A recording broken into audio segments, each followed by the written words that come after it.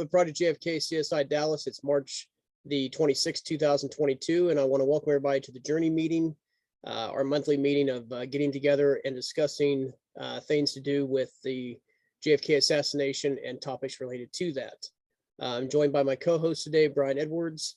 Our tripod, Casey Quillen, he is not going to be with us today. He's attending a funeral, so want to wish him the best out there on traveling, and he'll be back for our next meeting. I would like to talk today. We're getting a few more people in, some stragglers. We're going to go over some information on our upcoming event here in about 5 minutes. That's going to be going on in Olney, Illinois, with David Denton's group and ours. I'll have details for the Zoom sign up and also for in-person information. Let me look here on an email real quick.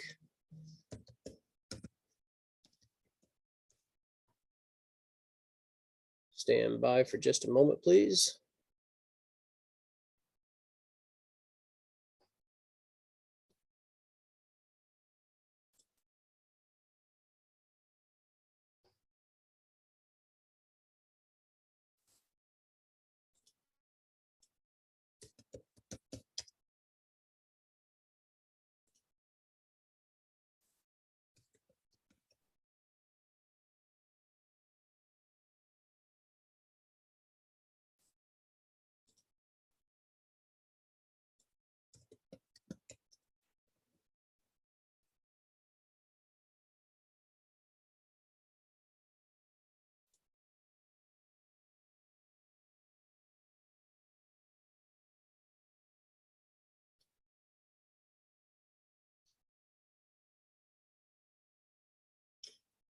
Okay.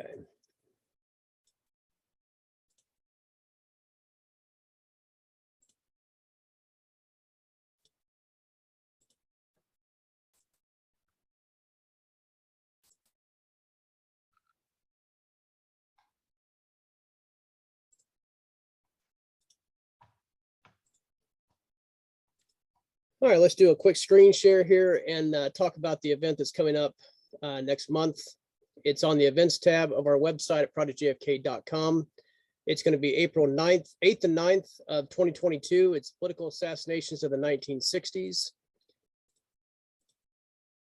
New revelations in the murders of JFK and MLK. You can find information here. I'm going to be updating the information tab. I got an email from David Denton the other day that has some more information on here, but you can click on the link and purchase your ticket through Eventbrite. If you're going to be able to go in person to Olney, Illinois, you can get in free to the conference. You'll just have to pay for your hotel and food while you're there. But if you wish not to travel, or if you want to save some cost on that, you can join us by Zoom. The cost is $40. That's for both days. So it's not $40 a day, it's $40 for both days. The conference will feature an outstanding array of authors, researchers, historians, educators, and college professors who possess extensive knowledge on the subjects. Presentations will begin at 10 a.m. on April 8th and continue throughout the day. We're looking at probably going till about 8 o'clock on the 8th, and then on the 9th, we're going to go from about 9 or 10 in the morning. Everything will be definitive with new information coming out on here and also going out by email. We're going to go till, I believe, 5 o'clock on Saturday, maybe 6. But I've got the schedule here that David sent me. Let me pull that up here real quick. Our featured speakers is going to be, of course, Brian Edwards, myself, Casey Quinlan, David Denton, J. Gary Shaw, Ryan Jones, Larry Rivera.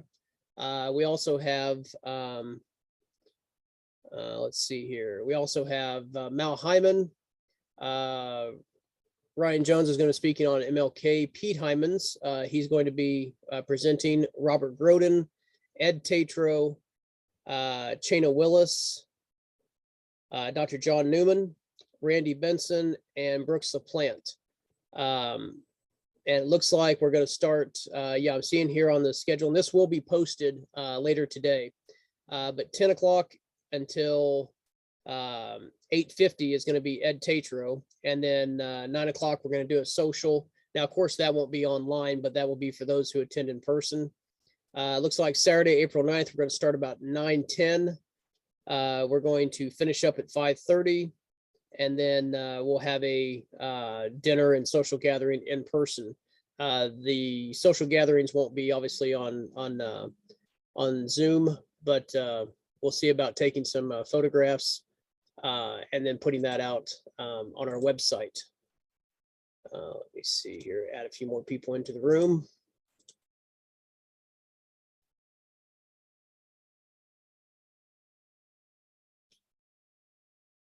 Let's see if Larry Snaff is with us yet.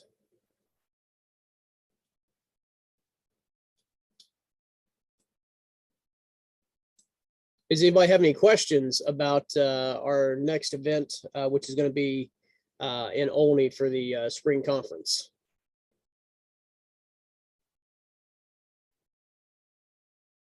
If you have any, you can put them in the chat feature. You can also send a email to us here at projectjfk@yahoo.com. You can always reach out by phone. My number is 913-980-JFK1. Let me call on Brian here while we're waiting on Larry. Brian, how's things going with you right now with what you're working on?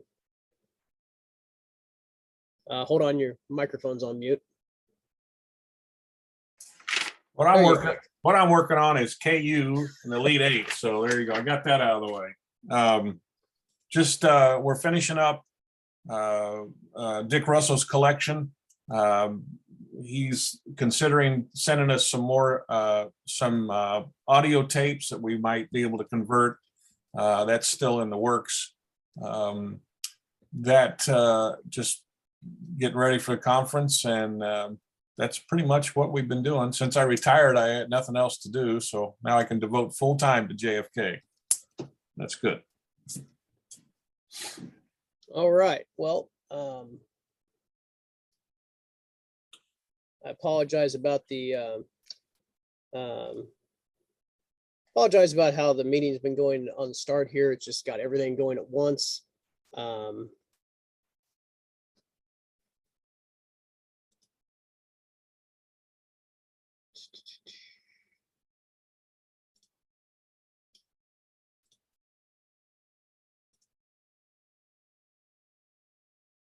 I would like to point out something on our website here. So I'm going to go back and do a screen share real fast.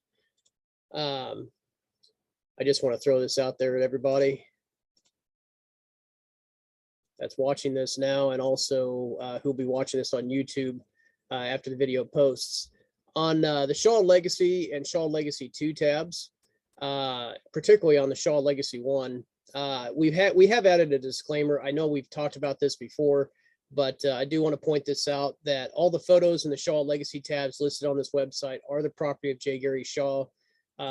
This is particularly just for his 2 pages, who holds all copyrights to this material. These images are for viewing only on projectjfk.com and are not to be downloaded or reproduced without the express written permission from J. Gary Shaw. But when you do, and this basically goes with the slides, he let us put these up to have content for the website and also for people to see. When you do go over here for like articles or the assassination story, Ruby letter, there are downloadable PDFs. If it says downloadable, of course, we're allowing you to download those and to view them, because it's a lot easier to download them and view them in PDF than trying to squint and see them on the website. But anything that's on the website, of course, if you want to take a copy of it, you need to contact either J. Gary Shaw for his information, or if something's on there that's on the rest of the page, just drop us an email or make a phone call, and then you can get information that way. I do want to point out a list of our people that are supporters of our website. You can find them on our homepage. They make donations. Some actually make monthly donations. in the donate now button through PayPal. This is, we use donations to purchase equipment for what we do with scanning of documents, photographic work, research work. And then also it helps keep the website going, and it kind of keeps the lights on for us. So if anybody would like to, if you haven't donated to us, you can click the donate button. And for those that have donated, thank you. And for those that continue to donate on a monthly basis, we really thank you a lot for helping us out and also believing in the work that we do. Anybody that's watching that on YouTube, they can also go on there and subscribe one to our mailing list, and also they can sorry, having a little technical difficulty at the moment. I see Larry's in the room. His camera's not working, I guess. Larry, are you with us? Yeah, my camera's not working. No, we've just got a camera icon with a slash through it. Huh? Because it have you joined through Eventbrite or through Zoom? Let me see. Let me try this. Okay, there you go. There you are. Okay. Okay, Larry. Let me allow Larry to give us an update on what he's been working on the lawyer side of things. And Larry, go ahead and take it away and tell us what updates you might have for us. Okay. I think I had mentioned to the group last time that the government had agreed to settle my lawsuit, seeking the underlying documents, the correspondence and memos relating to the Trump and Biden orders. They are supposed to start giving me 250 pages a month starting by the end of next week. Whether they're going to be redacted or not, we're not sure. I have a CIA memo from the Office of General Counsel holding as dry powder in case they do that, because the memo says that under the JFK Records Act, that deliberative process and attorney-client privilege are not grounds for withholding documents. So we'll see what they do about that. And I had made an interesting argument that these underlying correspondence were assassination records because they were about assassination records, and therefore they were not subject to the FOIA exceptions for deliberative process and attorney-client communications. And rather than litigate that issue, they just caved with no discovery or anything. So Mark Zaid and I are anxiously waiting for that.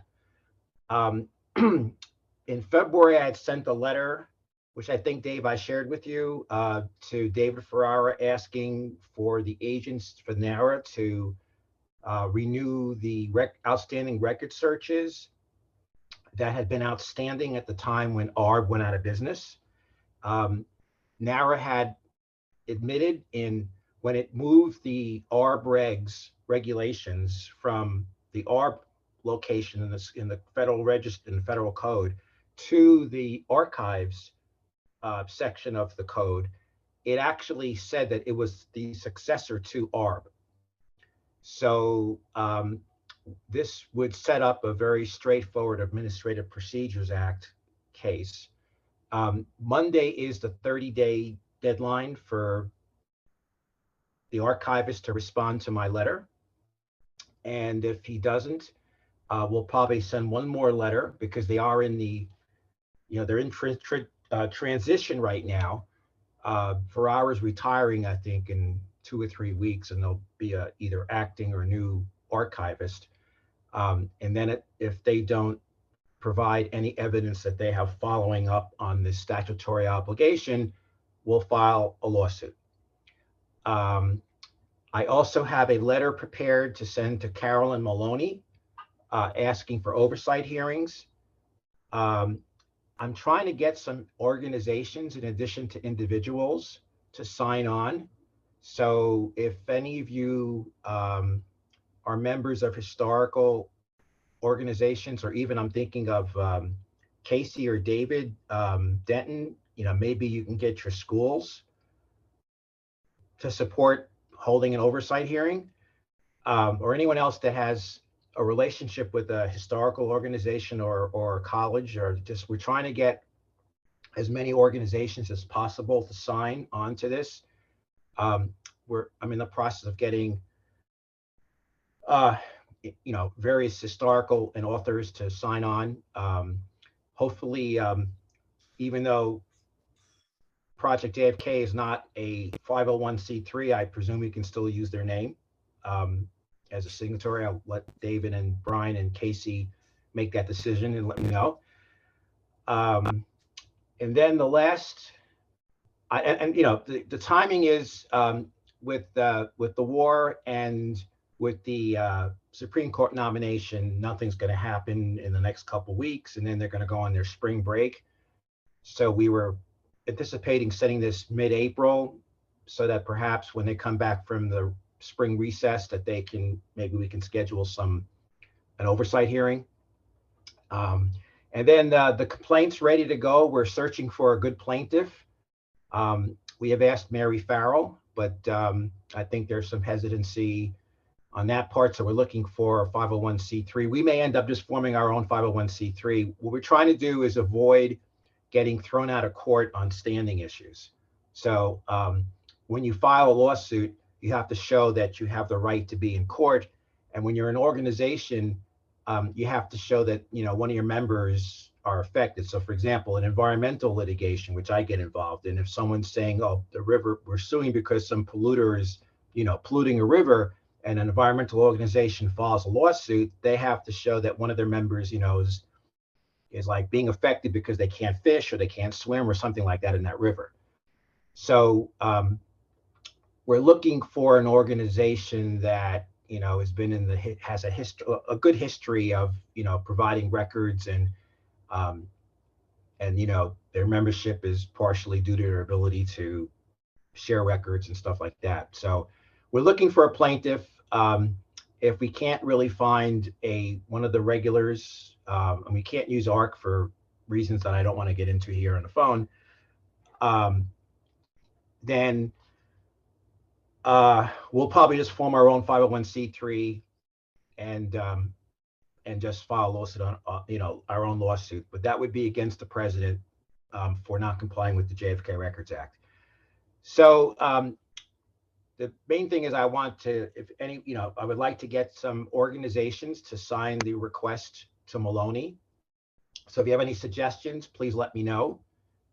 Historical associations, colleges, or people that are in the Freedom of Information Act or transparency business. We've sent out, I've contacted the National Security Archives, Mudracker, Black Vault, and a few others, just that are, typically, file lawsuits and distribute information through the transparency process. So that's it, Dave. I think that's all there is to talk about for now. Okay, Larry. Well, I've got a question for you. Tell us, as what you've been doing, with filing lawsuits and also requests, how are you feeling that, you're being received? Are you getting a lot of pushback? Just on a personal level, how is your journey in this particular field been? What do you think? I think we have a friend with David Ferrara. I think they would like to get this off their plate. They also are very excited about their digital project. The fact that the government caved in so quickly was very curious. Every lawyer in our group was shocked that we thought for sure that we were going to have to at least go through discovery before they settled. So don't know, until I start getting documents, and I will of course share them as they come in. But it was surprising. So, oh, hold on, let me mute that guy. Okay, go. I'm sorry, Larry, go ahead.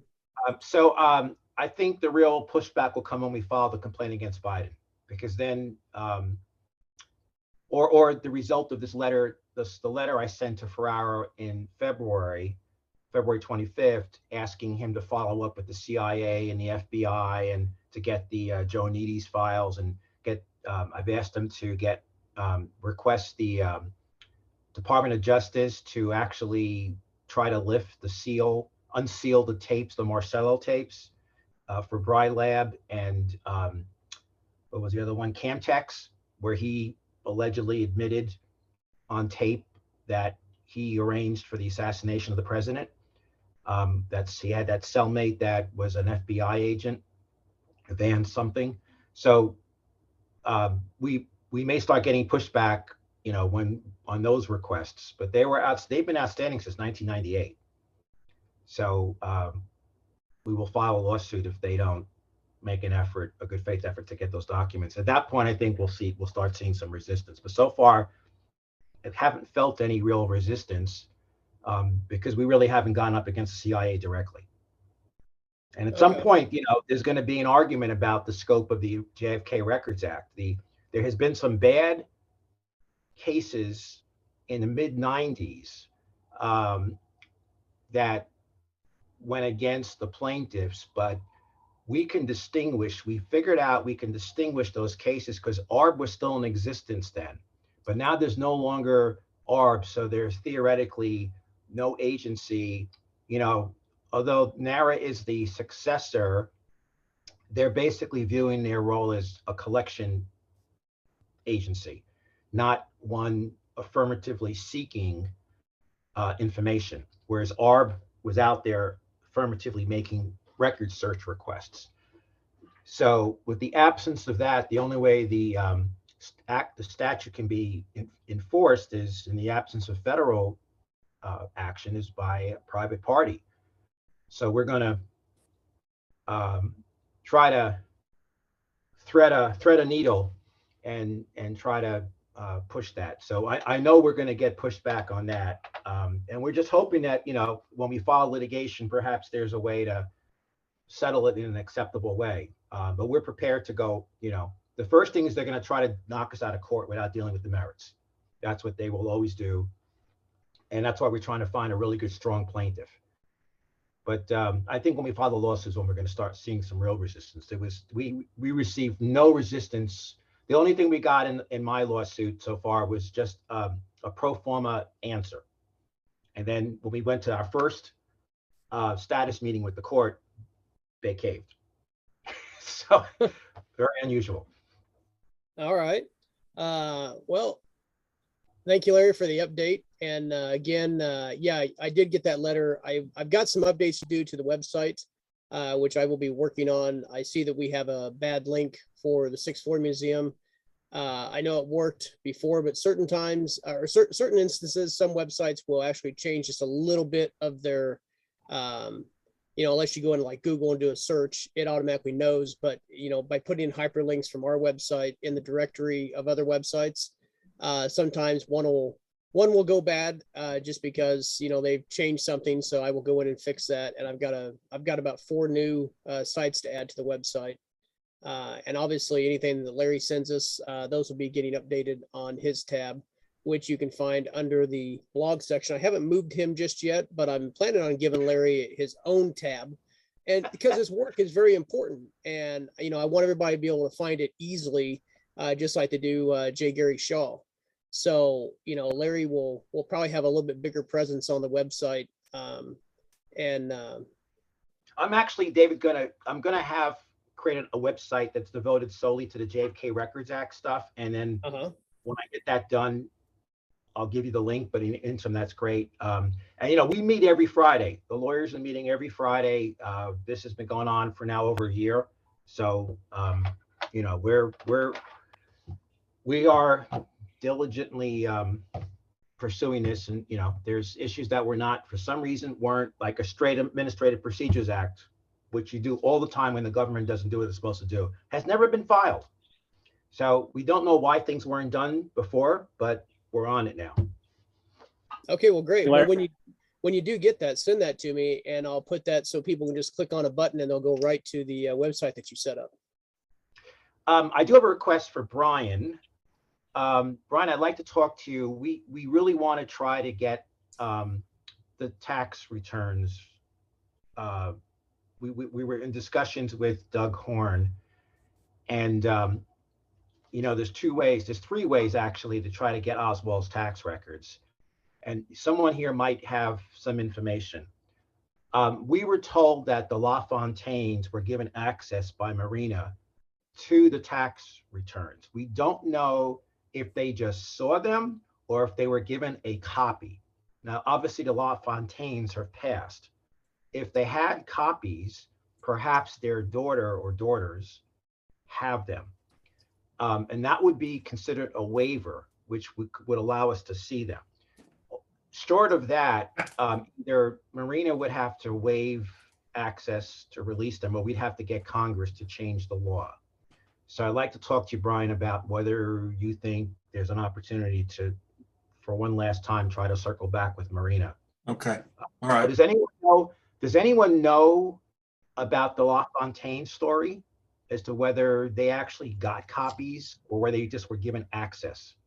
Here's the book right here. It's Oswald Talked, and I'm flipping through it right now. Let me see what I can find. All right. Okay. We were told that it was separate from the book. I don't think it's in the book, but we were told that they saw the tax records, and it's unclear whether she gave them copies, in which case that would be a waiver, and then we could just, you know, if the daughter, you know, and we don't know what happened to their records, by the way. You know, they wrote this great book. It's mentioned in the Assassinations Review Board's final report. Yeah, and do we know where their files are? Like, you know, that's another question. Who, you know, Whose files? Whose files? No, maybe the family, but yeah, that's another No. thing, Dave. Again, this is another classic example of a writer with important information, and where's they pass away, and what happens to their files? Exactly. That's why we, you know, we try to get the information, digitize it, archive it, and make it available, because, you know, not everything goes into the book. You know, some of their sources and source material, they hold on to that just because it's not important to put in the book at the time. Maybe that's, you know, their publisher. I know publishers and, you know, editors, they have a big thing with, you know, it's got to be a certain amount of pages, you know, cut out the extra fluff. And that extra fluff, though, as they call it, you know, it's very important to still archive that, hold on to it, and make it available in case other people want in the future to go through and look at those, look at that source material. So yeah, they may have raw notes that for some reason, you know, some things weren't important to them, but right. As a lawyer, I might say, gee, this is important. And so that it's really important. The raw notes of their interviews and materials that aren't in the book, that's certainly. So, I mean, I don't know anything. I have no contacts with them. I don't know, you know, I mean, I could try to do a LexisNexis search to see who the daughter is, but I'm just curious if anyone has information about that story, that would help us. Because I said, we meet each Friday, and Brian, unfortunately, I think you became the logical, after we looked at all the suspects, you appear to be the most logical person to reach out to Marina. Maybe not. I mean, but when we went through all the candidates, your name came up as the only viable person left. Okay, I can check on that. Okay, all right. We'll talk offline. I don't want to take up any more time. But if anyone has information about LaFontaines, their files, and whether or not they actually got the tax or just glimpsed them, you know, they maybe went over to Marina's home and saw them, as opposed to actually being given copies. Giving of the copy changes their legal status. So that would be great. That's one of the topics we want to try. There's a lot of things within that. The other thing we're going to try to, this is after that, is we got to try to get the Manchester transcripts released that Jackie Kennedy made, her interviews, and those have been sequestered by the family until 2069. And another interesting theory that we're trying to explore is whether the family actually had legal authority over the autopsy materials to make the gift that they made with those conditions. one could argue that those autopsy materials were actually property of the government, and that they were not properly, the title to those materials were not properly given to the family. And then therefore they never had any right to impose conditions when they gave them back to the government.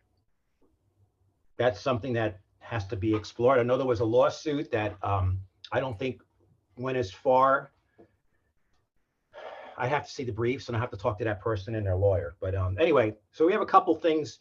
Some of the statutory exemptions for some of the records, we're re-examining to see whether we can somehow revisit those, because those were lawsuits from the 1990s.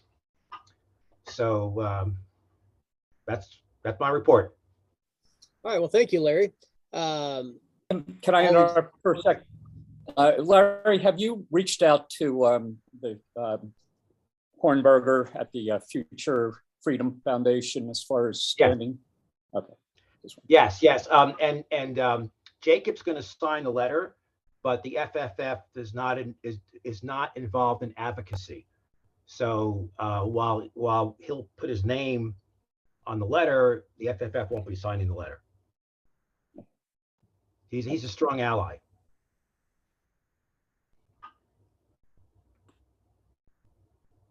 All right. Well, with that, I want to thank Larry and let everybody know that updates will be happening on the website, this weekend. So check those out. And also, I know I've got some emails I need to post for Larry for everybody to view. I would like to switch gears here. Joe Backus brought something to my attention. And I know I've addressed it before, but I kind of want to just throw it out there for anybody that attends our live Zoom meetings. And also the fact of the people that watch us on YouTube. Obviously, on YouTube, they click on the channel if they subscribe, which of course, hey, we like it when people subscribe because it gets information to you when we post new videos. But I know a lot of people have had some issues between Eventbrite and Zoom. And to clear things up, I just want to give a quick little bit of info here. We use Eventbrite contractually for obviously processing orders. Of all the places that I checked into, Eventbrite is one of the top ones that I liked with what they offers for services. So that's why I chose them when we're doing our conferences. Well, we also do free events. So I can't be with two different ones. And with Zoom, I don't know how many people use, obviously a lot of people use Zoom, but when it comes to actually hosting events, you're only allowed a certain amount of people, for whether you're doing the free Zoom account. We actually pay for a Zoom account, and it gives us like a spot of 100 seats, virtual seats. If you want to add in 500 or 1,000, you had to pay between $50 and $100 every time you add those in. Well, I know that, Joe had an idea of how about just post the meeting ID and the passcode instead of having to sign up for an event ticket. Well, I really can't do that because let's just say we get 150 people, which I'd love to have in one meeting. I know when we did our spotlight series with John Newman, we had like 120, 130 people in attendance. So I paid extra for those extra seats. We wound up having to pay the extra $50 for another 500, even though we didn't use them all. But if I didn't have everybody sign up through Eventbrite, then we run into the hassle of, okay, if you have 150 people that have, gotten the passcode and the meeting ID and they just show up, well, unless I've paid for that extra seating, then there's not going to be enough room for everybody to set in and see the meeting, which is going to get people pissed off. And we don't want any hurt feelings. We want to run this as professional as we can. So that's why Eventbrite not only, gets the tickets out there, it also created a hell of an email list for us. So when we do need to send out information for upcoming events, or, we just need to be able to get a hold of somebody, we've got that contact information. It was a great way to, it was kind of doing the virtual thing of getting the email addresses and the names instead of how we used to do it in conferences where you put out a clipboard and say, hey, can you write down your name and your email? So that's another instance on it. Obviously, when you're in the Zoom meetings, Eventbrite, you can join through Eventbrite and watch the video or the presentation that we're doing. But as far as sometimes there are some camera issues there, I know there's definitely microphone issues. If you join through Eventbrite. Now, Eventbrite says they're working on that, and I'm sure that they are. But the transition with Zoom, if you log in through Zoom, then you're able to have your speakers and you're able to have your speakers and also your cameras working correctly.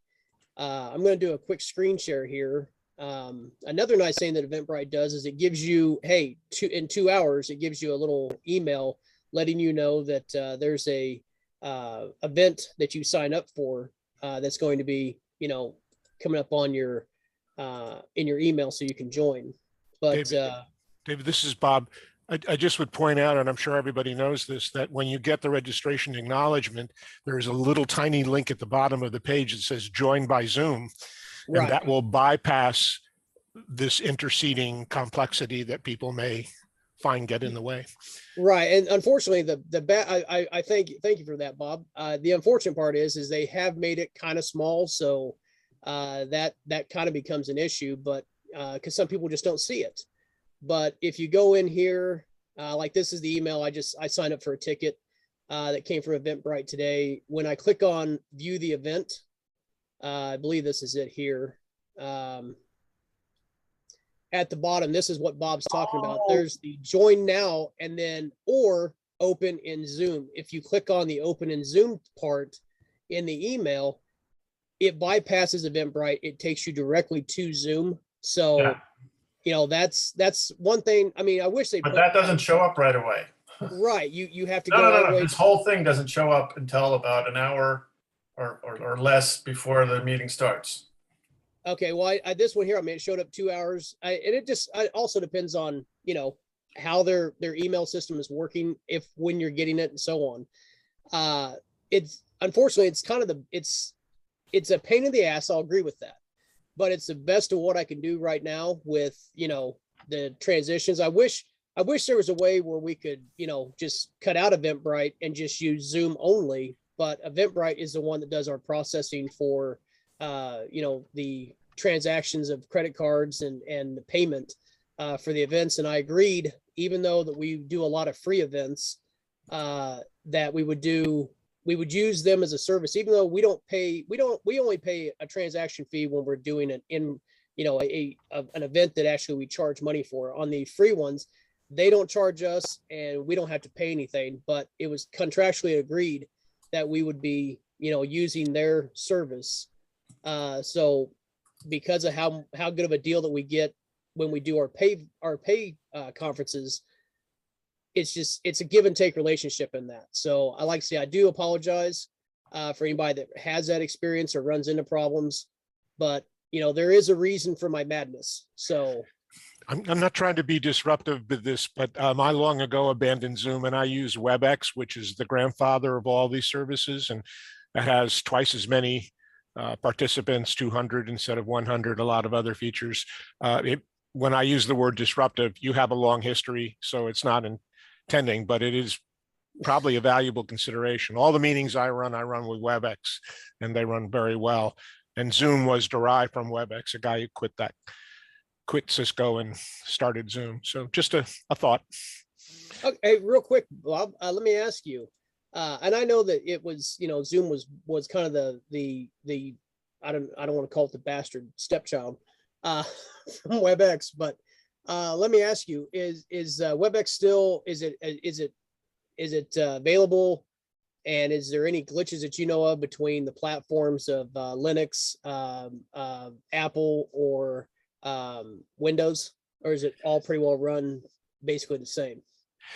Well, I don't want to answer the question explicitly for you to make a decision, so we can talk offline. But my experience is that it's available on all platforms, not only desktop and things like that, but also on smaller devices like tablets and also phones. I've been running it for several years. I started using it 20 years ago at my employer and ultimately adopted it here. And for fear of going down any details, the reason that the group that I work with, which is a group of a worldwide group of people interested in cryptology, Enigma machines and things like that, is that they refuse to use Zoom because of the security issues. I think those have been improved a bit over the last couple of years for Zoom, but WebEx at about the same price point offers 200 people. They offer 15 gigabytes of storage for your recordings. I have no axe to grind with Zoom, and I'm not promoting, I have no benefit from talking about WebEx, but maybe offline we could chat about it. I could set up a WebEx meeting for you and Casey and Brian, and you can try it and see. And it's free, like Zoom is, for the first 50 minutes, I think. It has webinar features, it has expansion features and so forth. And it's supported by a large company, Cisco, which is, as you know, is a worldwide networking conglomerate. Oh, yeah. Well, definitely. That's something that, yeah, I want to talk to you offline about. But yeah, I just wanted to touch base on it, let people know, because I know we've had some people that, run into issue with, microphones, cameras, glitches are going to happen. I know we ran into that during a conference when there was a lot of stuff going on online and Zoom had some server issues. So, unfortunately, yeah, shit does happen, but we try to, fix on the fly sometimes of being able to, keep things going for us. Yeah, the bane of an organizer of video meetings like you're doing is the fact that you have no control of what everybody's desktop or laptop or personal computing device is. And 95% of the time, my experience has been, it's been something local to that person's environment, and also has to be, you have to move the slider of their experience with technology and computers. Some people are less comfortable and some are more. So it's sometimes unforgiving to be an online meeting host, administrator, subscriber, or so forth. So I noticed, David, that when I just went into Zoom, and I noticed that when I go into Eventbrite, I have a lot more freezing, which is probably a local issue for me, but I don't have it as much when I use Zoom. Right. That's correct, Larry, because there's a whole layer of extra software that's getting in the way, and it also is involving your browser as well. So you want to use the application in its native mode, and all of these Zoom, Microsoft Teams, Google Meet, WebEx all have a local app that can be installed on your device. Yeah, I know that also with Teams. I have it off, is very bulky for me. You're saying you have to download the app? Yes, I'll talk you through it, Larry. Okay, We'll talk yeah. offline. I don't want to waste David's time. Yeah, on no, this. right. Okay. And just as a comment to all of you who are participating, I'm not trying to say anything other than I'm willing to help. I spent 45 years working for a multinational corporation as a computer scientist. So I've been doing these meetings for years. And so anything that I can do to help, just reach out by email. You can drop something in the chat to me. This is Bob Saltzman speaking from upstate New York in the US. Thank you. Hey, Bob, what was your interaction with Sprague, the computer guy, in the past? He was one of my best friends. I mean, Wow. he was the guy. David, I know you have an agenda, so go ahead, Bob. I'll be brief. Sprague was going, most of you are aware of the article that you wrote in the May 1970 issues of Computers and Automation magazine. Yeah. About the photographic evidence. And I worked at this company, very large company in the Schenectady, New York area, which ought to tell you what company it is. And I was reading, they had a subscription to the magazine in their little computer library. And I opened up the magazine, read this article from Sprague, and there was a letter from Bernard Fensterwald that said, hey, can you help us with a computer idea that we have? And a week later, I was in Fensterwald's office in Washington. And what happened is that he put me in contact with Sprague, who was on the board of the Committee to Investigate Assassinations. And Sprague had a presentation, a slide presentation of this topic to give to a computer group in Albany, which is right down the road from me. And 2 days before, Sprague got really sick and couldn't do it. And I got a call from Fensterwald saying, you got to go and do this presentation for Sprague. And it's a comical outcome, but I went and did it. And so you've heard the hackneyed phrase, the first day of the rest of my life. So do you still have that presentation? It's probably 20 times larger. It's an all-day presentation that I've been doing for 50 years. Wow. It's originally it's all kept in slides and film, just as it was in 1970. Wow, sounds like something that might be a great thing for Project JFK to have on its website. Well, a lot of digitization. I see that Gary has joined, and I gave this presentation or little parts of it at this conference on assassinations in 1973. And Gary was there, and that's another whole topic that Gary, he took some pictures and so forth. But in any event, Sprague and I became very good friends. And those of you who know Sprague from, and this is the Richard Sprague of the computer fame, not the Richard Sprague of the House Committee. And Sprague actually, you know, when you go to the grocery store and scan your vegetables and your soup, he invented that. He was the point of sale guy. Wow. Yeah, he was an extraordinary man. So, sorry, Dave. But it's also, okay. was my question. I just, because of your computer, I just wanted to know, because this isn't, you know, the computer, that whole side about computers is important, and for another time. But I have some ideas about that as well. But anyway. Yeah, that's why I've had an interest in Larry Rivera's work, and that's why I spent decades working with Robert Groden, because Groden was doing optical enhancement with optics. And I was saying, hey, can we do it with pixels? And others have become quite expert in that field. And I've been fascinated by Larry's work and so forth. I don't claim any specific expertise, but I've spent years fooling around with that kind of stuff. And so, yeah, the computer graphics that I was involved in professionally had a nice interplay with the research, and then knowing Sprague and Fensterwald and Groden sort of all, I don't know, it came together as an interesting venture that has consumed 55 years of my life, like many of you. Well, speaking of your presentation from back in the 70s, that's one thing that, you know, I got to thinking about, and I had somebody reach out to me, you know, before the days of PowerPoint, you know. And I remember the very first presentations I saw Casey give at the junior high and high schools. I mean, things were, you know, in slide carousels. And I said, you know, what would be a great thing is to actually go back, revisit those slides and digitize them. And we have the technology. Hell, we have the equipment, you know, with Project JFK. Yeah. That's how we do the slides with J. Gary Shaw. I had made it a long thought through decision about digitizing the slides. My presentation has 664 slides and about a mile of 16mm film. Wow. But there's nothing that I have, guys, that you have not seen and has already been captured digitally. Right. An example is that the Gary's collection that you have graciously made available, and he has graciously made available through your website. I have all of that material in one form or another, but a decision was made with people who I went to college with, who went into the entertainment business, that there was actually value in keeping it in film and slide mode. And the rationale was that people had another layer of appreciation for research before computers. In other words, I was out there advocating, that's why I was speaking at colleges, for a Newhouse investigation.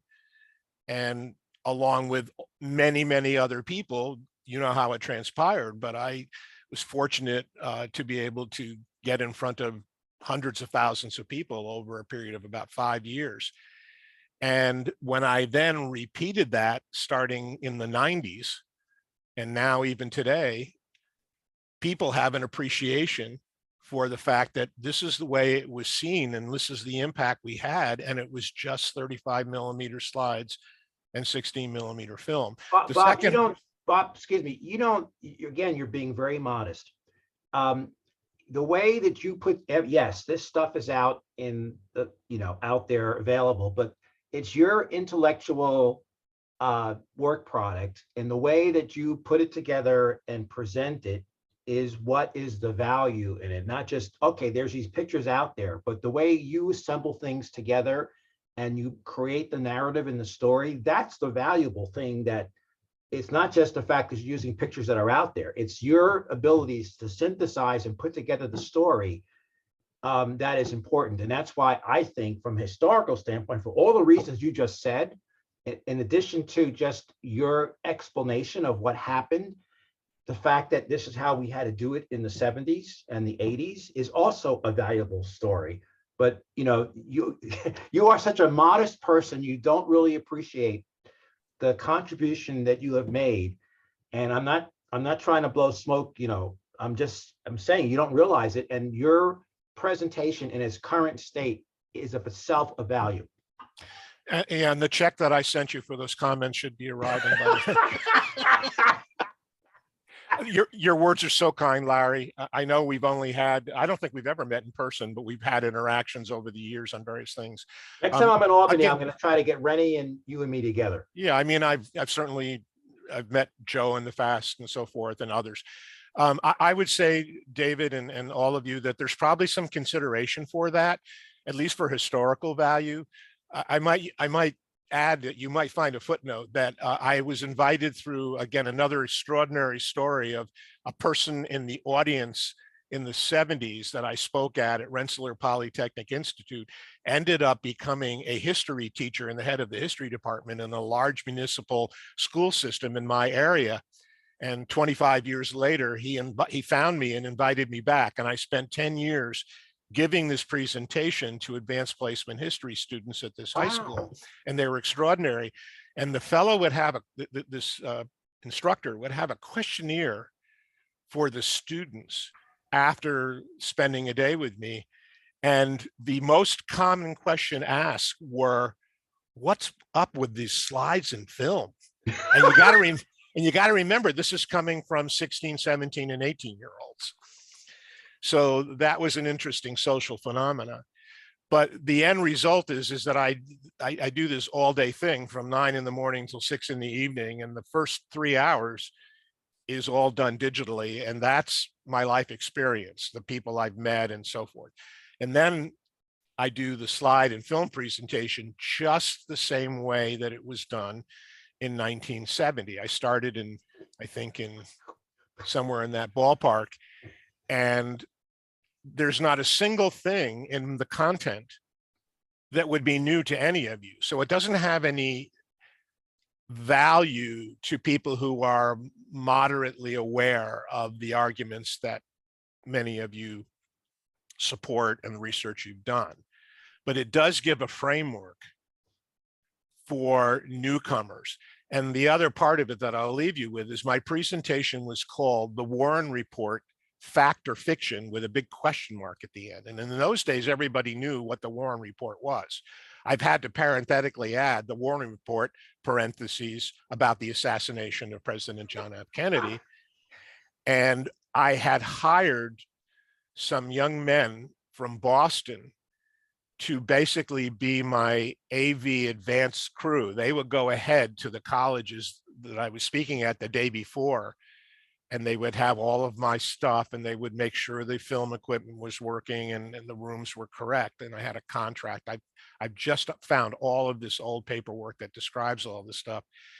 And I used to do all of that. And I remember getting into a conversation with one young man who was disagreeing with me about my neutral or centrist approach, which was to present the observed information and the scientific evidence that I had either from my research or that was contributed by phenomenal researchers around the country, that led to letting the audience try to answer the question in the title.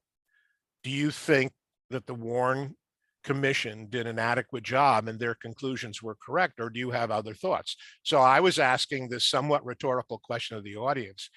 And the fellow who was working with me said, no, you should identify the killers. And I said, but I don't know who they are. And if I could, I wouldn't be standing in front of a group at XYZ College. I would maybe being deposed in a legal proceeding.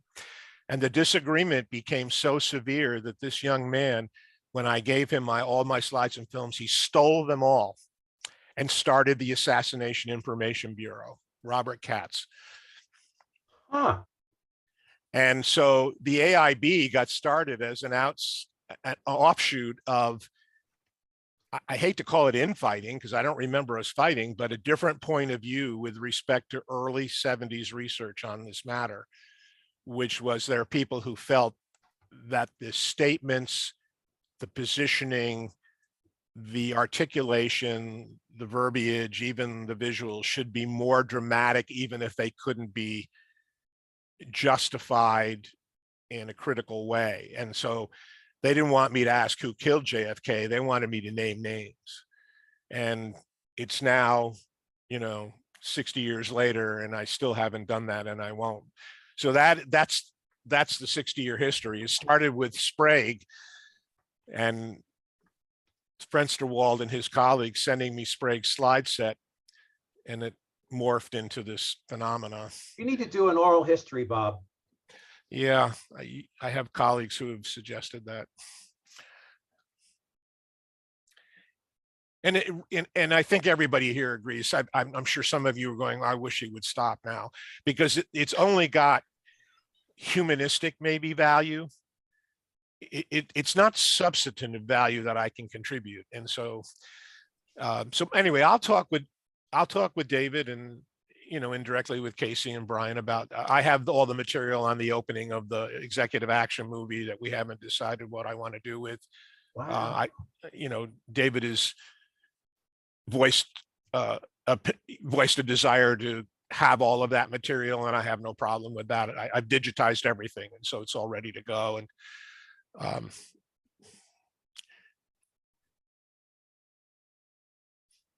Yeah, I'm definitely interested in that, Bob. But what Larry's talking about, what your colleagues have talked about, I kicked this around the other day. I was talking to Casey about it, and I know we're working on I actually started writing the script.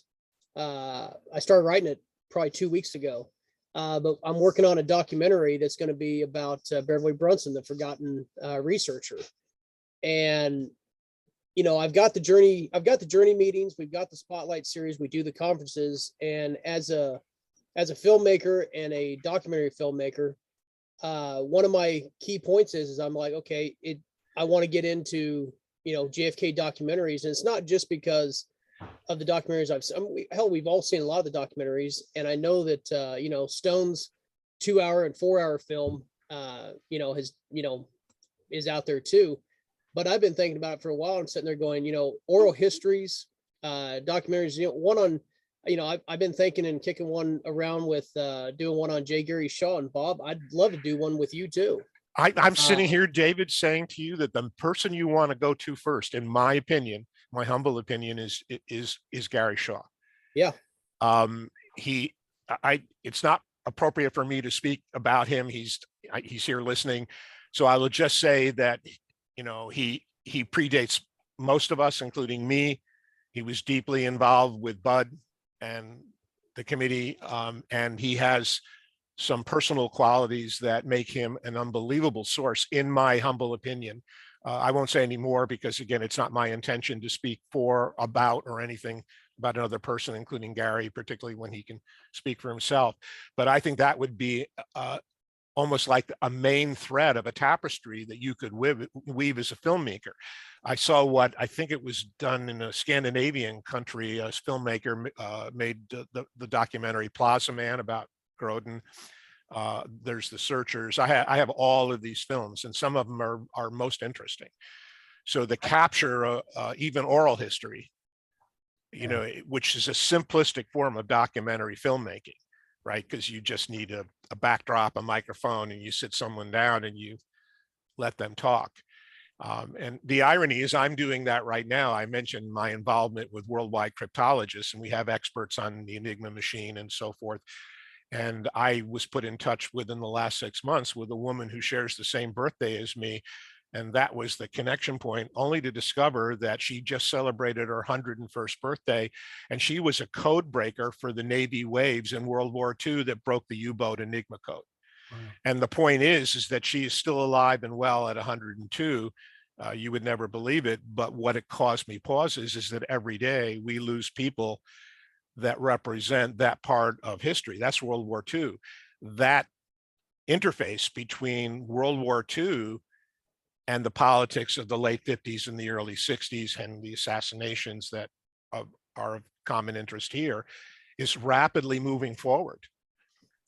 And Yeah, I so, concur with everything you said, Bob. And in fact, I read 3 books in the last month, and I am continuing to be amazed about how often Gary Shaw's name comes up, about stuff he did, trying to run down the French angle and with Fenster and then going to Atwood at Newsweek. I mean, it's amazing the stuff that Gary Shaw was involved in early. And there are so many stories that we all know about, but the current generation, there's so many books with so many different angles, and they get lost to history. And it's really, for someone like Gary, I mean, I think it's really important to hear his story. And Bob, you're right that we are desperately trying to get hold of the witnesses because they're at that age now where they could be gone tomorrow. We spent a lot of time trying to track down Dr. Porto, who claimed that he had seen a bullet wound in JFK's left temple at the Parkland. And by the time we got to him, he didn't remember anything. and the fact is that that's witnesses, which are certainly more important. But Right. if you look at the names in front of your gallery right now, there are many of us who are at that point where mortality is the reality, just based on aging, independent of, the proverbial stepping in front of a bus. Right. So I've been facing this generically. Everybody has their own element of facing their own mortality and how the contributions, stories, and so forth are preserved, not only for family, but also for the greater good. So I'm happy to work. I will just say, and again, this conversation, which I am being overly verbal about, and I apologize to all of you who feel that I'm taking too much time on this, but I think this applies in general to everybody. And so maybe, I know, David, you've got a lot on your plate based on things that I've read and so forth. I think several people here would be amenable to being part of some process, but I think it needs a champion, somebody to drive it. I don't have the cycles to do that. And maybe if you want to pick whatever, 3, 4, 5 people from this group where you have the bigger list of people who come on various months, and maybe put together a little mini committee from Project JFK to say, okay, let's do this and let's keep it simple initially and see what we have to do. Yeah. And the inclination is you pick the oldest people, right? Because there's some assumption, but I'm not sure even that's the valid way to go. But I'll leave that to you. Well, I know that, there's definitely, I feel that there's, not only the personal value, but also the historical value. And that's, I mean, if one person I would have loved to sit down and interviewed back in the day would have been like Penn Jones Jr. And, I never had that opportunity. I was quite young back then when I first got into this. But, over 30 years later, I'm still doing it, and, getting a chance to get to know Gary, Gary Shaw a lot better now than what I did when I first met him back in the early 90s. If I would have told my younger self, hey, I'm going to get a chance to go and, hang out at his house, have dinner and go through his archives, I would have never believed it. And, I know that, obviously there's a lot of videos that are out there with eyewitnesses and so on. And they're very important. I know that I worked on a project with William Law.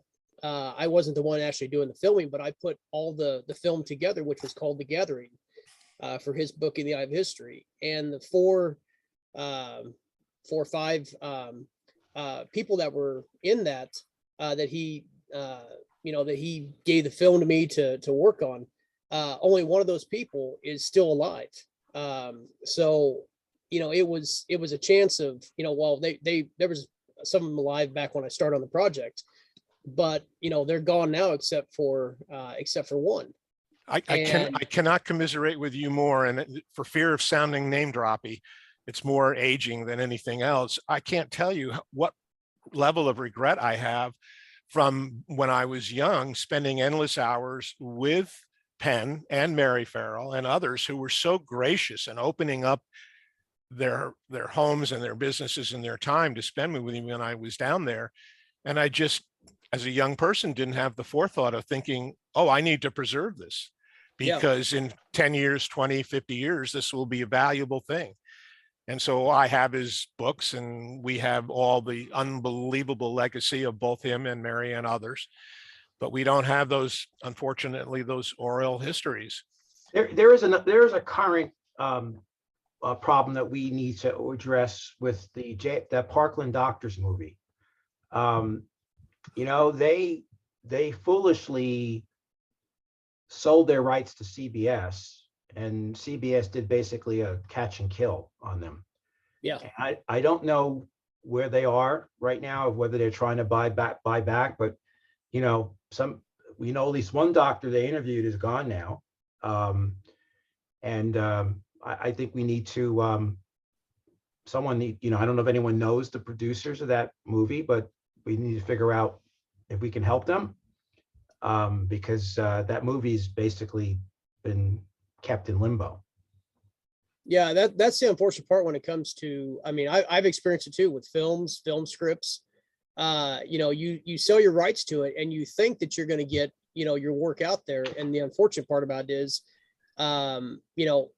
it just doesn't happen that way for some. And especially when it comes to this topic, if they can buy it up, shelve it, and not anybody ever see it, that's a major issue. And that's why I know I decided that no matter what would happen, I would always control, after I had a major issue that took me almost 8 years to get my stuff back. I know that, I said I'd never go down that route again. I would be the one in charge of, even if it's what some people call the grassroots movement, we would control it, either personally or through Project JFK, just because, you never know what you're going to do when you turn it over to the hands of somebody else. Yeah. And the other thing I want to do is I can't wait the next time someone requests an interview that NBC or CBS or ABC did of a doctor, and then when you want to use them in one of your presentations, and they want to charge you like an extraordinary amount per minute, I would love to have a lawsuit on whether that should be considered part of the public domain or not. How would something as significant as the president's assassination, you're trying to say that you have a right somehow you have copyright to this news event? It's unbelievable. Yeah.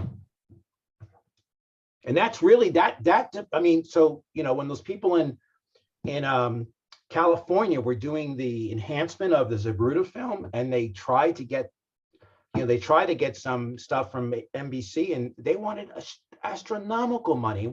That is a de facto censorship. Welcome to Hollywood, guys. When you look at the language of those agreements, I guess, David, that's what you discovered. One of the sentences typically in those kinds of agreements is, we have the right to never do anything with this. And there's nothing you can say. So they have the right to do something, which is what you think that you're signing for, but they also have the right to do nothing. That's why you need a lawyer before you sign one of those documents. Yeah, absolutely. And we're thinking about trying to figure out a way to do some pro bono. Like when you guys were trying to go get documents from the university and what their deed of gift, agreement was, or someone's trying to contribute something. I think, we need to make sure that people that are, what's the word I want to use? But babes in the woods, so to speak, when it comes to legal stuff, are adequately protected when it comes to these kind of materials. Good point, Larry. Good point. We've Well, gone way off. Sorry. Let's get back on your schedule. Okay, well, I want to kind of turn the direction here for a minute. I spoke with Casey last week, week before.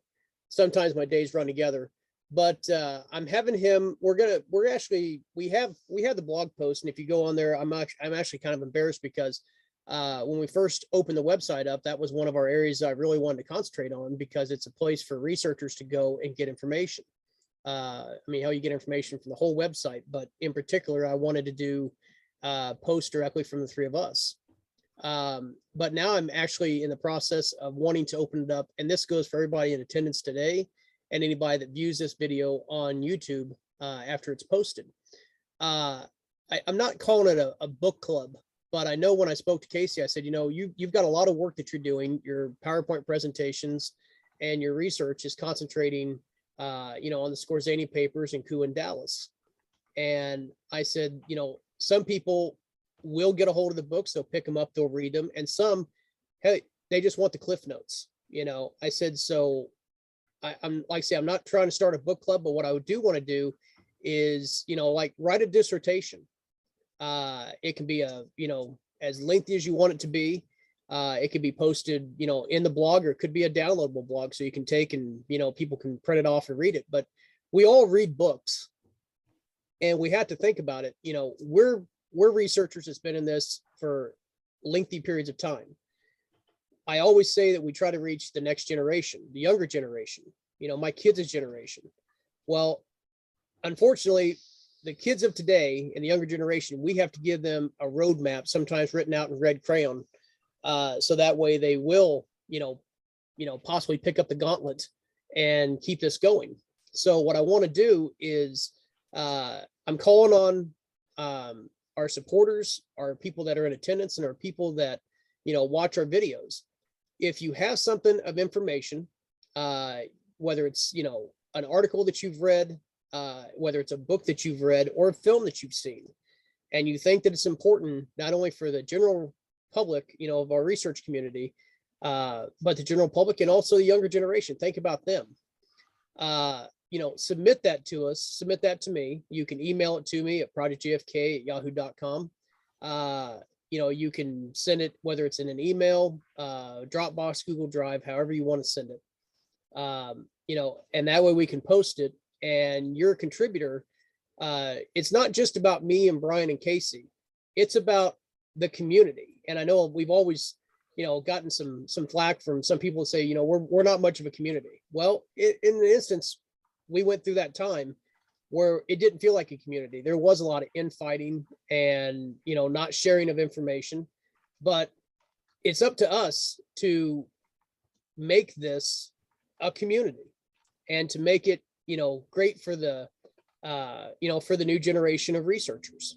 So if we can do anything to, whether it's a book report, if you want to call it that, a blog entry, whatever it is to reach, and how we all learn something from that. So again, if anybody, wants to contribute, your name goes on it, it goes on the site, and you get your little piece of, real estate there. So if anybody wants to take us up on that offer, be more than happy to look at it. Of course, obviously we proofread everything that goes up. It's just, we have to do that, but a little disclaimer there, but, participate and, submit some stuff to us, and you'll find it up on the website. So let me get off my soapbox and step down for a second. I want to bring Larry Rivera up. He's going to give us an introduction, and he sent me an 8-minute video clip that he wants me to show. And now I have not seen this video clip yet, but I trust Larry, and I know that I trust both my Larrys, my lawyer and my You have been walking around in your underwear lately, have you? I can't believe you used those 4 words in the sentence. I trust my lawyer. Well, no, but I not to offend Larry, but I know some good lawyer jokes.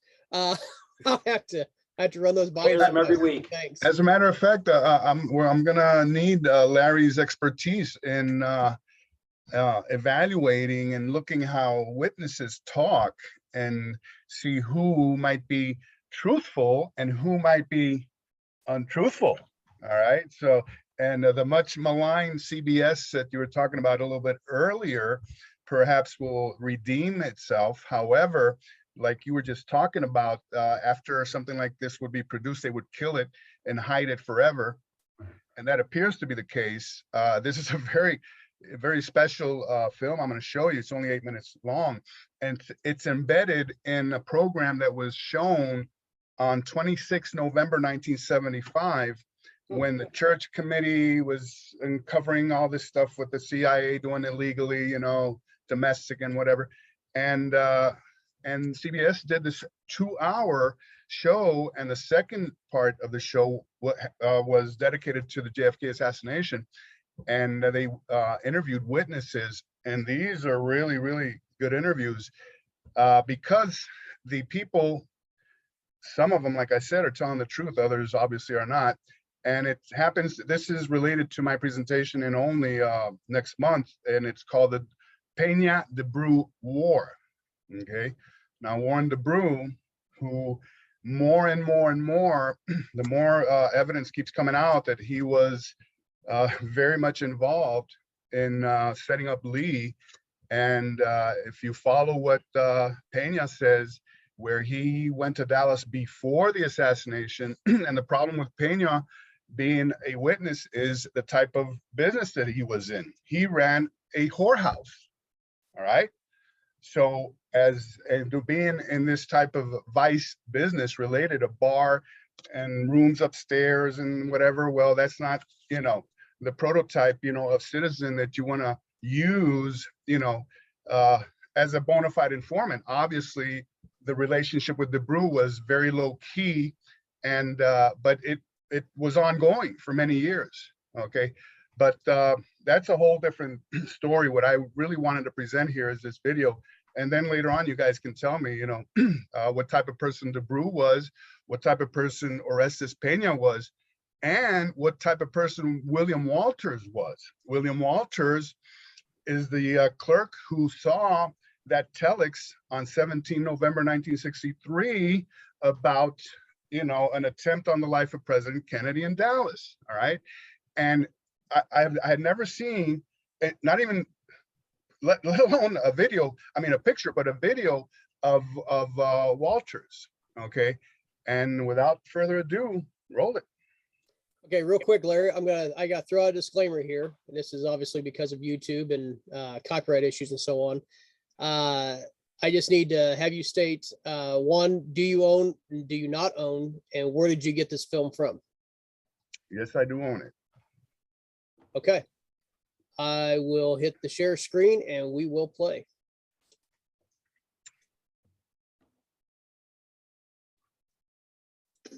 But also seems to have had other links besides the Fair Play for Cuba Committee, whose New Orleans chairman and sole member he then was.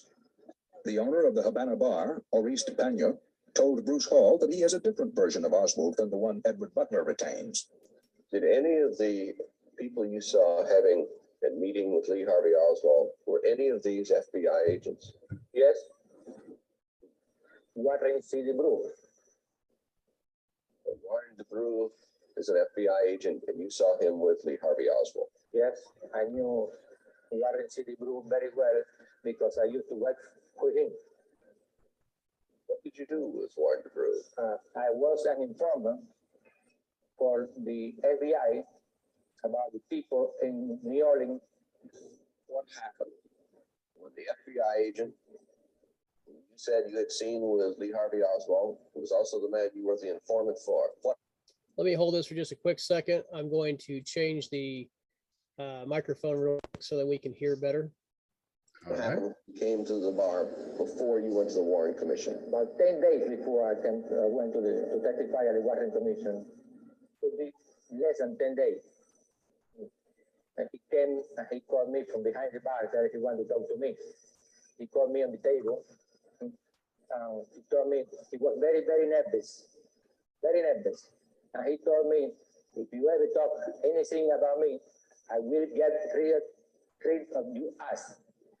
Yours and God where? Juan C. DeBruz is now the special agent in charge of the FBI office in San Juan, Puerto Rico. He talked to Bruce Hall. Did you know Arestipena, who was the operator of the Havana bar in New Orleans? What was your relationship with him? He was an individual that I recall having contacted perhaps as many as a dozen times. I suppose during the early 1960s, prior to the assassination of President Kennedy. Arestipena says that he was, in a little sense, an informer for the FBI. And he knew you well because you were his contact man with the FBI. And that on numerous occasions, he saw you and Lee Harvey Oswald together, and in particular, in a Greek restaurant in New Orleans in the French Quarter. What is your response to that? My response to that is he is wrong in his statements. I have never seen Lee Harvey Oswald at any time in my life personally, nor have I talked to him by telephone knowingly. I've had absolutely no contact, no personal knowledge, firsthand contact with Lee Harvey Oswald, nor do I have any secondary contact with him. Was Lee Harvey Oswald an informant of the FBI? He was not my informant, and I have no information whatsoever that he had ever been an informant for the FBI. Did you ever use the phrase to get your ass or threaten Arestipena in any way in connection with his Warren Commission testimony? I certainly don't recall ever having made that a statement to Arestipena. My recollection is that I treated him with a great deal of patience and with due respect. There would have been no reason whatsoever for me to have made such a statement. William Walter was an FBI security code clerk in the New Orleans office of the FBI from 1961 until 1966. He told me about Oswald and the FBI. Do you think Oswald was, by your definition and by the Bureau's definition, an informant? Yes, I'm sure he was. And you were certain, on the basis of what you did in the normal course of your duties, that Oswald's name was on the New Orleans FBI office security index file? I'm positive. I would say that's a falsehood. Had he been an informant, and had I had him as a subject of my investigation, it would have been logical that I would have been aware of that fact because of cross references in the file and for many other reasons. And I'd say that is a falsehood. Mr. Walters also says that Oswald's name was on the security index file. Could Oswald's name have been on the security index file? And what was the security index file? I have no idea at this time whether his name was on any type of special index. And as relates to what you term a security index file, I'd rather not get into the discussion of administrative techniques employed within the office and respectfully decline to answer that question.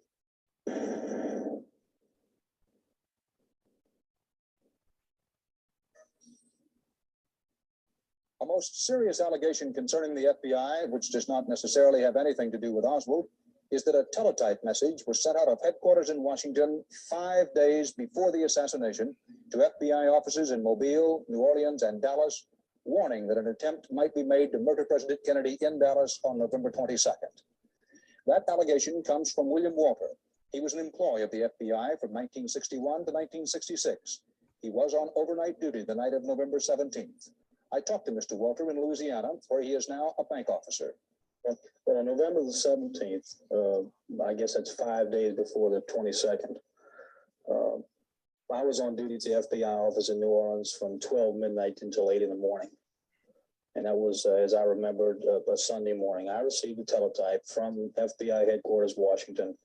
It was a normal movement teletype indicating that the president was going to be in Dallas on the 22nd and that the FBI in Washington had information that an attempt would be made on President Kennedy's life in Dallas. You're sure of this? I'm positive that. I have notes that I took back in 1963 that has the exact text of that teletype. There is one page to the teletype It's directed to all SACs, meaning all special agent in charges, from the director. And the title or the caption of the teletype is Threat to Assassinate President Kennedy in Dallas, Texas, November 22-23, 1963. Miscellaneous information concerning. And the body of the teletype, it says information has been received by the Bureau that a militant revolutionary group may attempt to assassinate President Kennedy on his proposed trip to Dallas, Texas, November 22-23, 1963. All receiving offices should immediately contact all CIs, PCIs, logical, racial, and hate group informants and determine if any basis for this threat. What are those initials in the bottom part of the body of the teletype mean? CIs? Well, that's criminal informants, possible criminal informants, and of course, logical hate and racial group activities are in your area. And then what did you do? I contacted the special agent in charge of the New Orleans office, which was Harry Maynard. Present leadership of the FBI says they can't find any record of this teletype. Do you believe that? No, I don't believe that. J. Edgar Hoover's successor, Clarence Kelly, told us that the FBI has been unable to find any copy of the teletype message Walter describes or any other evidence that such a teletype existed at any time. The FBI does not flatly deny that any such teletype ever was sent. Sí, con la protectora de pantalla son de plástico, hay que devolverlo. Dile que mejor le devuelve el dinero que lo consiga por otro lado. Y el protector está, el case está aquí también. Sí. Okay, well, that's pretty powerful. video. Yeah, well, it's let me tell you, it's like I've been getting these messages, no sort of deception, absolutely, from Pena and from Walters, and all types of deception. I mean, this is, those, you people have just seen the video, you can form your own opinions. I don't have to influence anything. I would like to know what Larry has to say about this. Well, I would say Walters comes across the most credible. He doesn't have any change in his facial manners. DeVries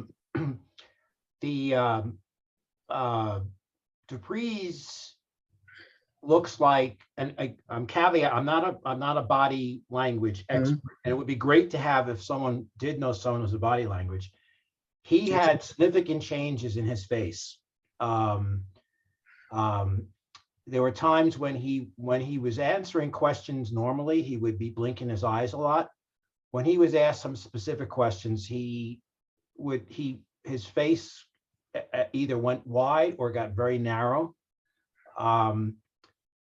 And Pena was, he seemed nervous. He was blinking his eyes a lot, eyelids a lot, but it was constant throughout. It wasn't like he wasn't blinking fast and then he was slowing down. So it seems to me, is Walters alive or is he passed? I think he's still alive because he did an interview on one of the TV afternoon shows, I believe maybe 5 or 6 years ago. But most important is his reputation and his credibility. I mean, he's a bank officer at this time already, and you can tell that he's very well prepared. He's not shifting or his eye contact. It's like everything. And maybe Brian can also chime in here. His eye contact remains constant. He doesn't show any signs of nervousness. He doesn't show any signs of that he's like, no matter what the question is, he stays the same. Yeah, and this is why this video has been deep six for so long. Go ahead, Brian. Well, I was just going to say, with my law enforcement experience, I was sent to 3 different interrogation and interview schools. The last one was in Miami, Florida, before I retired. And the advanced interrogation school was all nonverbal cues. We didn't listen to one verbal or one audio confession that had been recorded over the years. It was all muted, and we simply scored the nonverbal cues, the deceptive mannerisms, the body language tilts. We had a scorecard of 12, 15 different indicators. And as I was watching that, and this is the first time I've ever seen this film, and I was chatting with Larry Rivera. I said, the first answer out of his mouth was deception. I didn't even have to listen to what he said. I could tell by just the nonverbal cues, the eyes, the blinking, the shifting in the chairs, the swallowing. You look at his, and nobody listens or nobody watches. What are you talking about, Brian? You talking about debris? Debris. Debris was the one I was really focused on because I knew he was going to lie anyway. But He's talking about but you could look at his. Larry, if you watch it again, I'd like to see it again when we go to Illinois. But I would love to see his chest inhalation rate. I'm sure it increased. And that's just a non-controllable response that people have under pressure when they're asked questions about something they may have to reveal. I'm very surprised. He actually said, well, I've used him. I've contacted him many times, but of course he's not going to say he was an informant because that would probably breach security protocol. But the Walters made, I didn't see anything that would indicate there was any deception. I could tell he was a little nervous, but that's typical when you're talking to Danny Rather. Of all people to interview him about that would be Dan Rather. But anyway, his eye contact was constant. He didn't appear to be shifting. He was pretty matter of fact. His hands were not wringing. He wasn't doing this. Well, let me think about it. I mean, his responses were direct to the questions. And then Pena, was it Pena? What's his name? The first guy? Orestes Pena. Yeah, he, even without the volume, you could tell that he was, making eye contact with the questionnaire, the person asking the questions. And I didn't see anything deceptive about it. The only one I saw deception was debris, and that was a foregone conclusion. So that's my take on it. I mean, in fact, one of my first things that I did when I came back from that advanced school was that's when James Files, that video nonsense of James Files came out. And I watched about 30 minutes of it with the volume on and listened to his questions or his answers to his questions. And then I watched it again with the volume off. The first 5 minutes, he's telling lies. And that's not a professional opinion. That's just my training and experience about him. I don't know Files from Adam, but his story is total bullshit. But these three guys, one guy's lying, two guys are being truthful as well as they can be. So that's my 5 minutes there. Brian, the only caveat I would have would be that obviously CBS, this was cutting and pasting. Oh, sure. Yeah. So we don't get to see right. The continuity, we don't see all the way through, but what I saw was, even though they're short little clips, it didn't appear to be any deceptive traits or nonverbal cues that might suggest that he's lying. I would love to see Walters talk now. Yeah. Brian, check your email. I was going to say, I sent you the email that Larry sent me, Brian, with the link, so you can go back and watch it again. Okay. And of course, this will be on YouTube later. It'll be on there, tomorrow.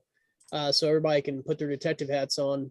There was I'm just going to throw this out there. There was a TV show out with Tim Roth. He was the star of the show. It was called Lie to Me. And if anybody ever got a chance to, to view that show, it was actually a lot of fun because, he basically, his job was to interview people, watch interviews and see whether or not, people were actually telling the truth. And he did it by body language, facial recognition or facial tics. And the show, you can still get it on streaming. Like I say, it's called Lie to Me. But, I know that, I remember I asked Brian, I said, you ever seen the show? And we talked about it. And a lot of the stuff, Brian had a little bit more of a, training of it within the police department. And I was going to ask him before Larry did what his take was on it, because hell, he interviewed suspects. He talked to people. I know he had the training. So, Brian, do you think that guy, that Tim guy, or whatever his name was, do you think he had good skills? No, not really.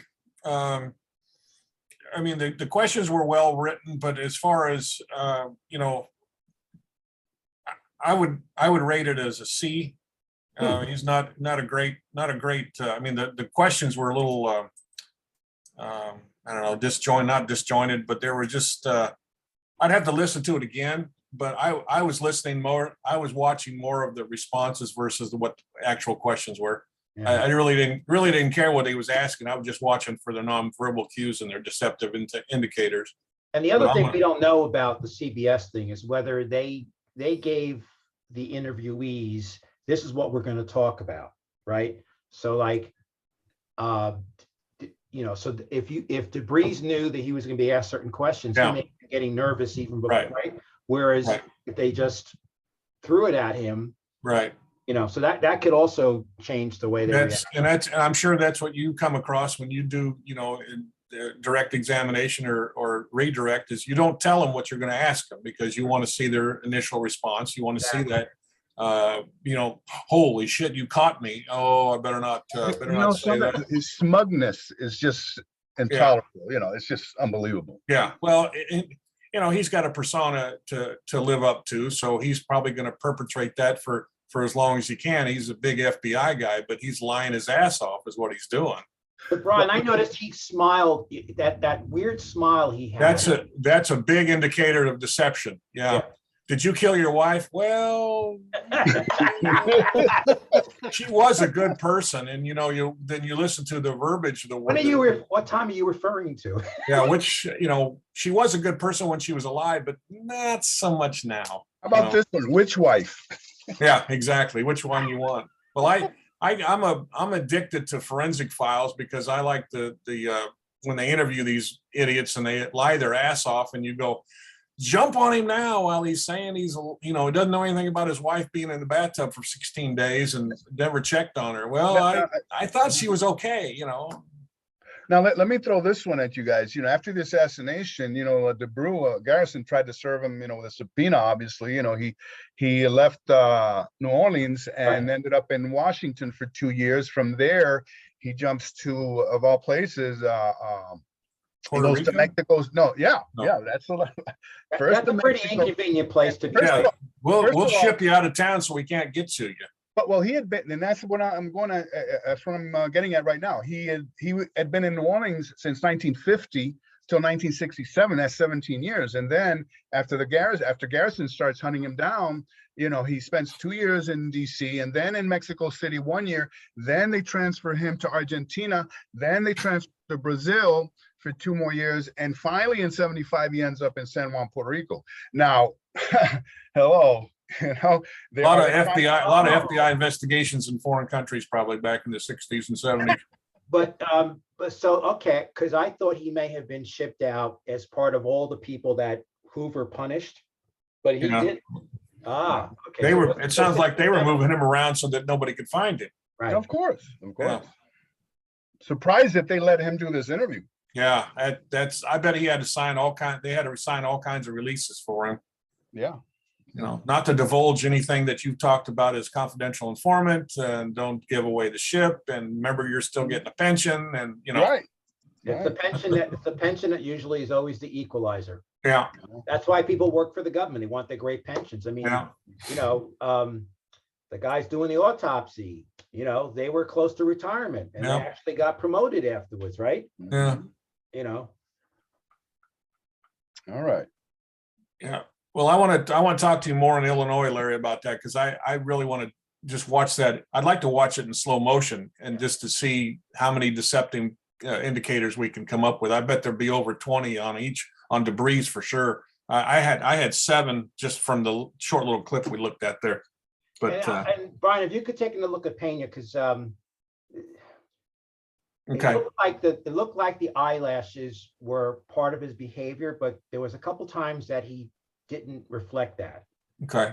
So you take another look at it, because and of course my opinion isn't worth a hill of beans, because even though I did it for 22 years, but if you have a professional that does that every day, 8 hours a day, and just watches people being interviewed, you know, after a while, you'll pick up on the same indicators. I mean, they're non-controllable. I mean, it's just like grooming, like I'm doing now. I'm not telling a lie, but you know, this internal response that we have to stress, we groom ourselves, we blink more than we normally do, we wipe our mouths, we wring our hands, we cross our arms. I mean, all these are indicators that not necessarily doesn't mean that you're lying. It's just that you're not quite divulging the truth. You're forgetting to tell everything about the answer that you're responding for. Or you're uncomfortable.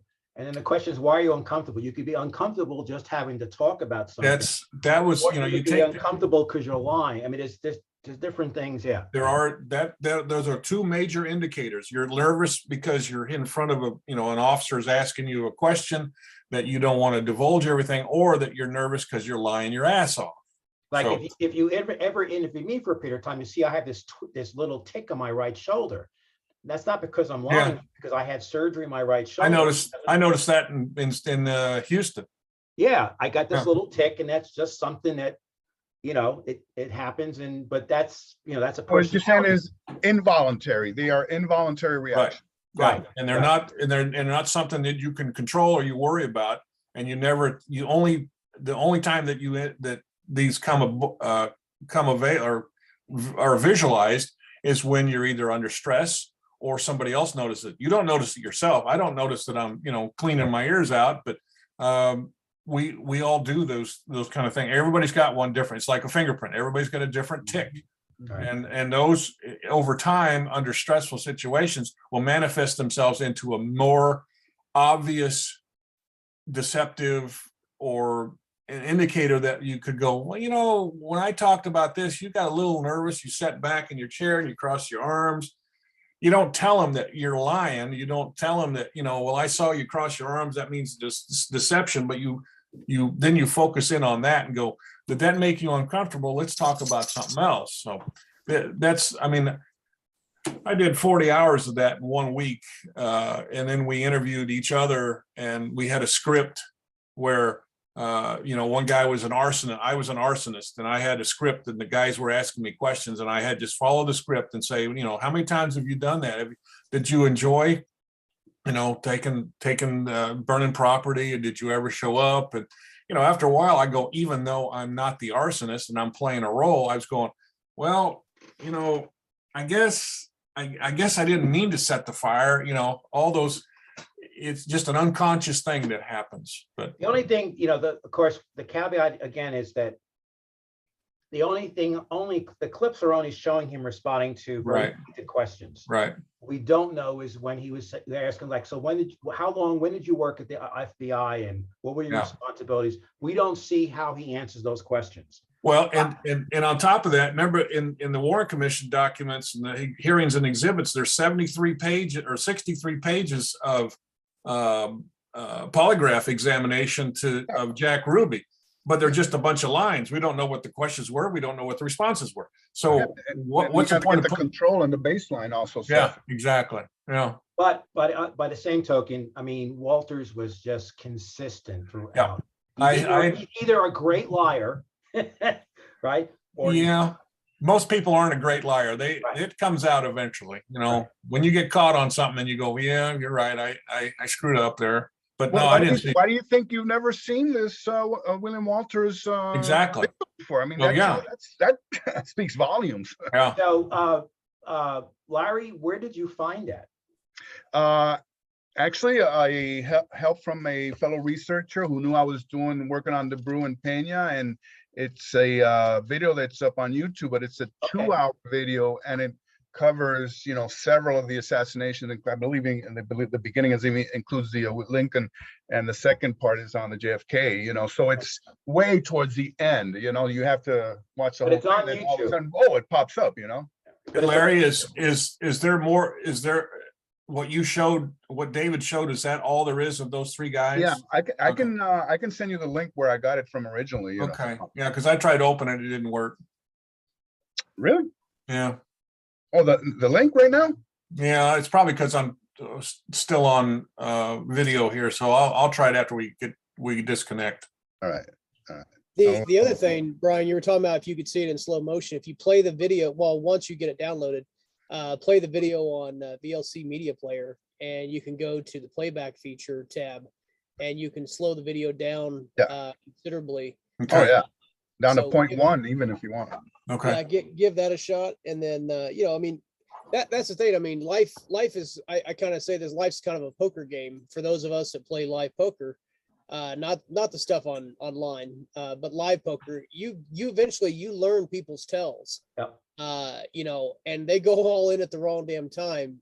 You can usually mop up with them, but it's just like sitting down interviewing somebody. They eventually, like Brian said, you know, the tales do come out, and you know, they give themselves away eventually. So I always assumed that everybody I interviewed was lying to me every single time, because they tell you a story and everything would be truthful, and then the part where they were involved or knew something about it, they kind of skip over that and they keep telling their lies. But that I assumed, you know, there was two mantras that I had when I was a police officer. One, everybody lies to me, and two, everybody's trying to kill me.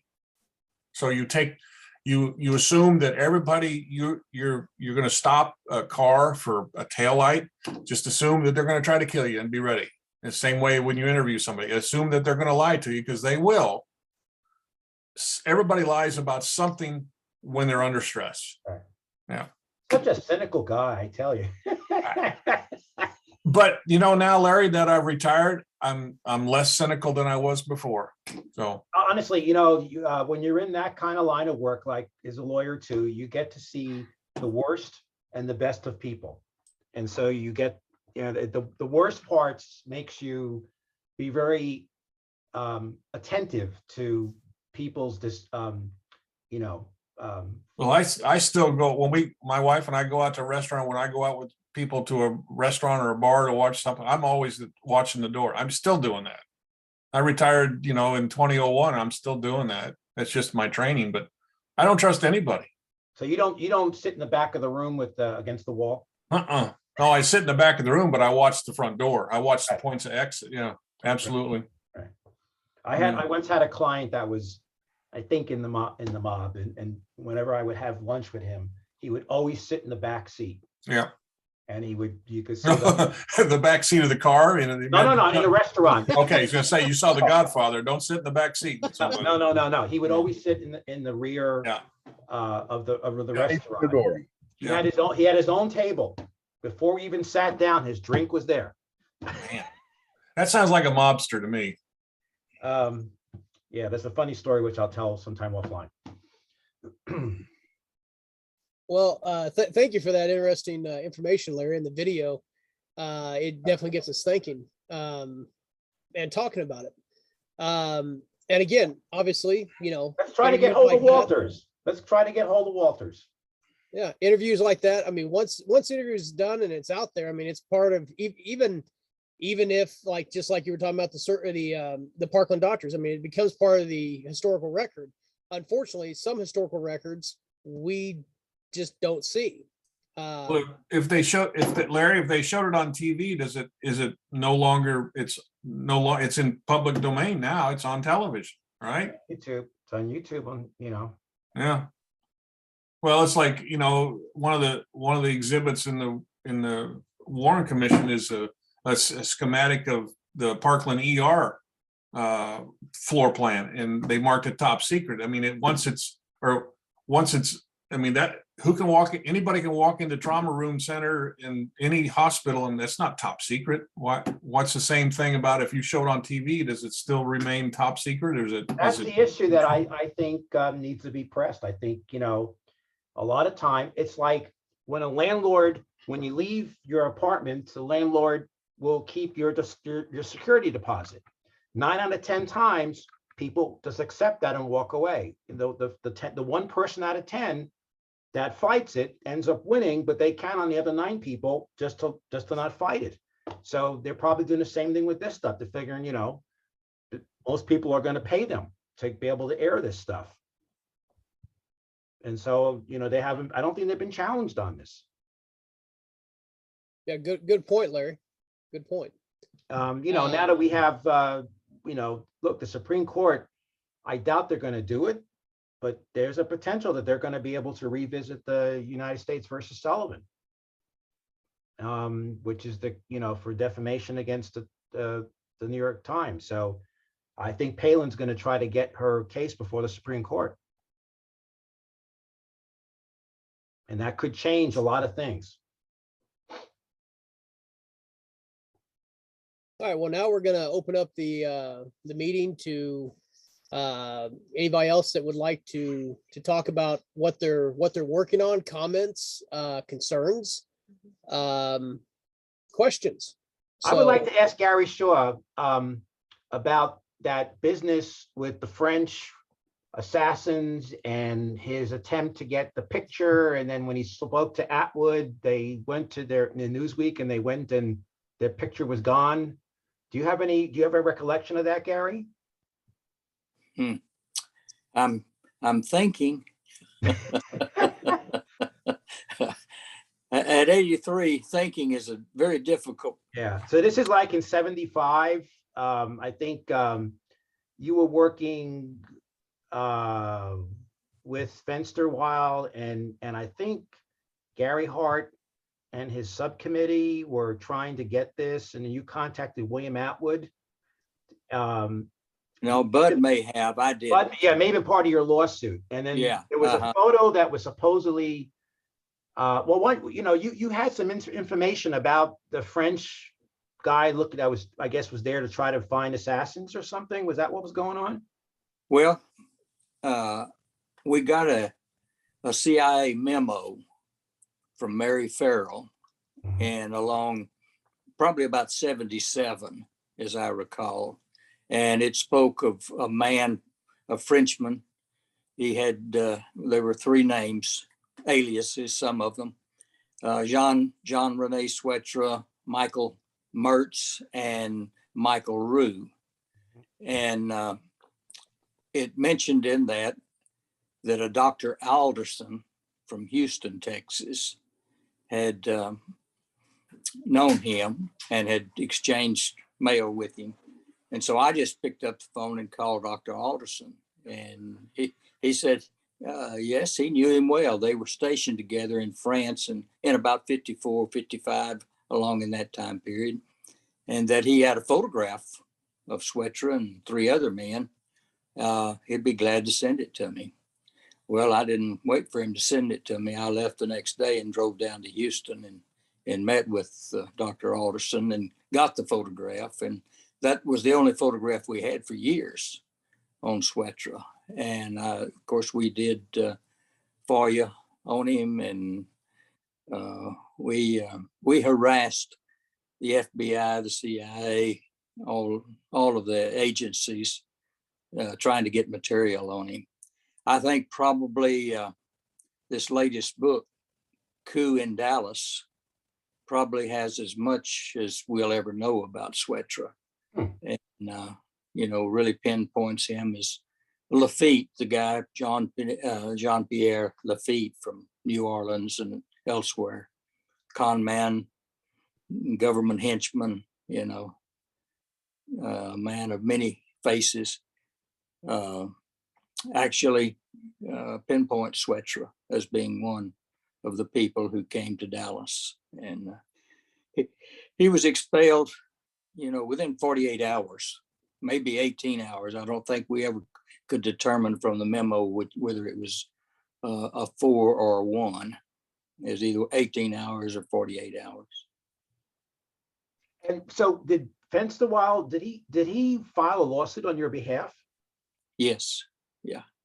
Several, we were, at that time, he and I, we had about 30 some odd FOIA lawsuits. Really?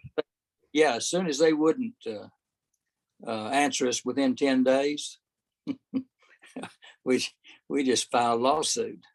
I say we, I'm the character who he's, Fensterwald is pushing forward. Do you have copies of those complaints in your files? Most of them I do, and most of the documents I didn't get all the documentation that we should have gotten. For instance, we filed on Mass Ferrer, who I thought and still think, played some role in all of this. And I got probably a foot-high stack of documents on him. And So let me ask you, did you turn these materials over to the archives or the ARB? the ARC had them. Yeah, they came to Bud. So I'm sure he has, they have copies of that whole. One of the problems we are discovering is that there are a lot of FOIA requests out there, and when they get disclosed to the individual, they weren't necessarily given to the archives. Now, I think maybe during the ARB process, they may have turned those documents over, but I think, was it Joseph that said there may have been a universe of documents that were sent to private parties that are not part of the collection? I think Joseph may have said that last time. I'm not sure. Joseph Box? It would not surprise me. One of the things that disturbed me about ARC, and when it was CTIA, the Committee to Investigate Assassinations, they had a large room with it's just one file cabinet after another of materials from authors to FOIAs, and people could walk in and walk out with stuff very, very easy. There was no security, no control over them, and that concerned me about that. And one of the reasons that I never sent my collection, I've wanted to do something with mine for a number of years for obvious reasons, but I was hesitant sending it up there because it wasn't secure. Things have a tendency to disappear. So I would like at some point to get copies of your complaints, because then I could then try to get the complete file from the court. They're obviously offsite storage now, but I'd like to get those complete files. But David, what did you guys copy? Did you copy the complaints as part of your work?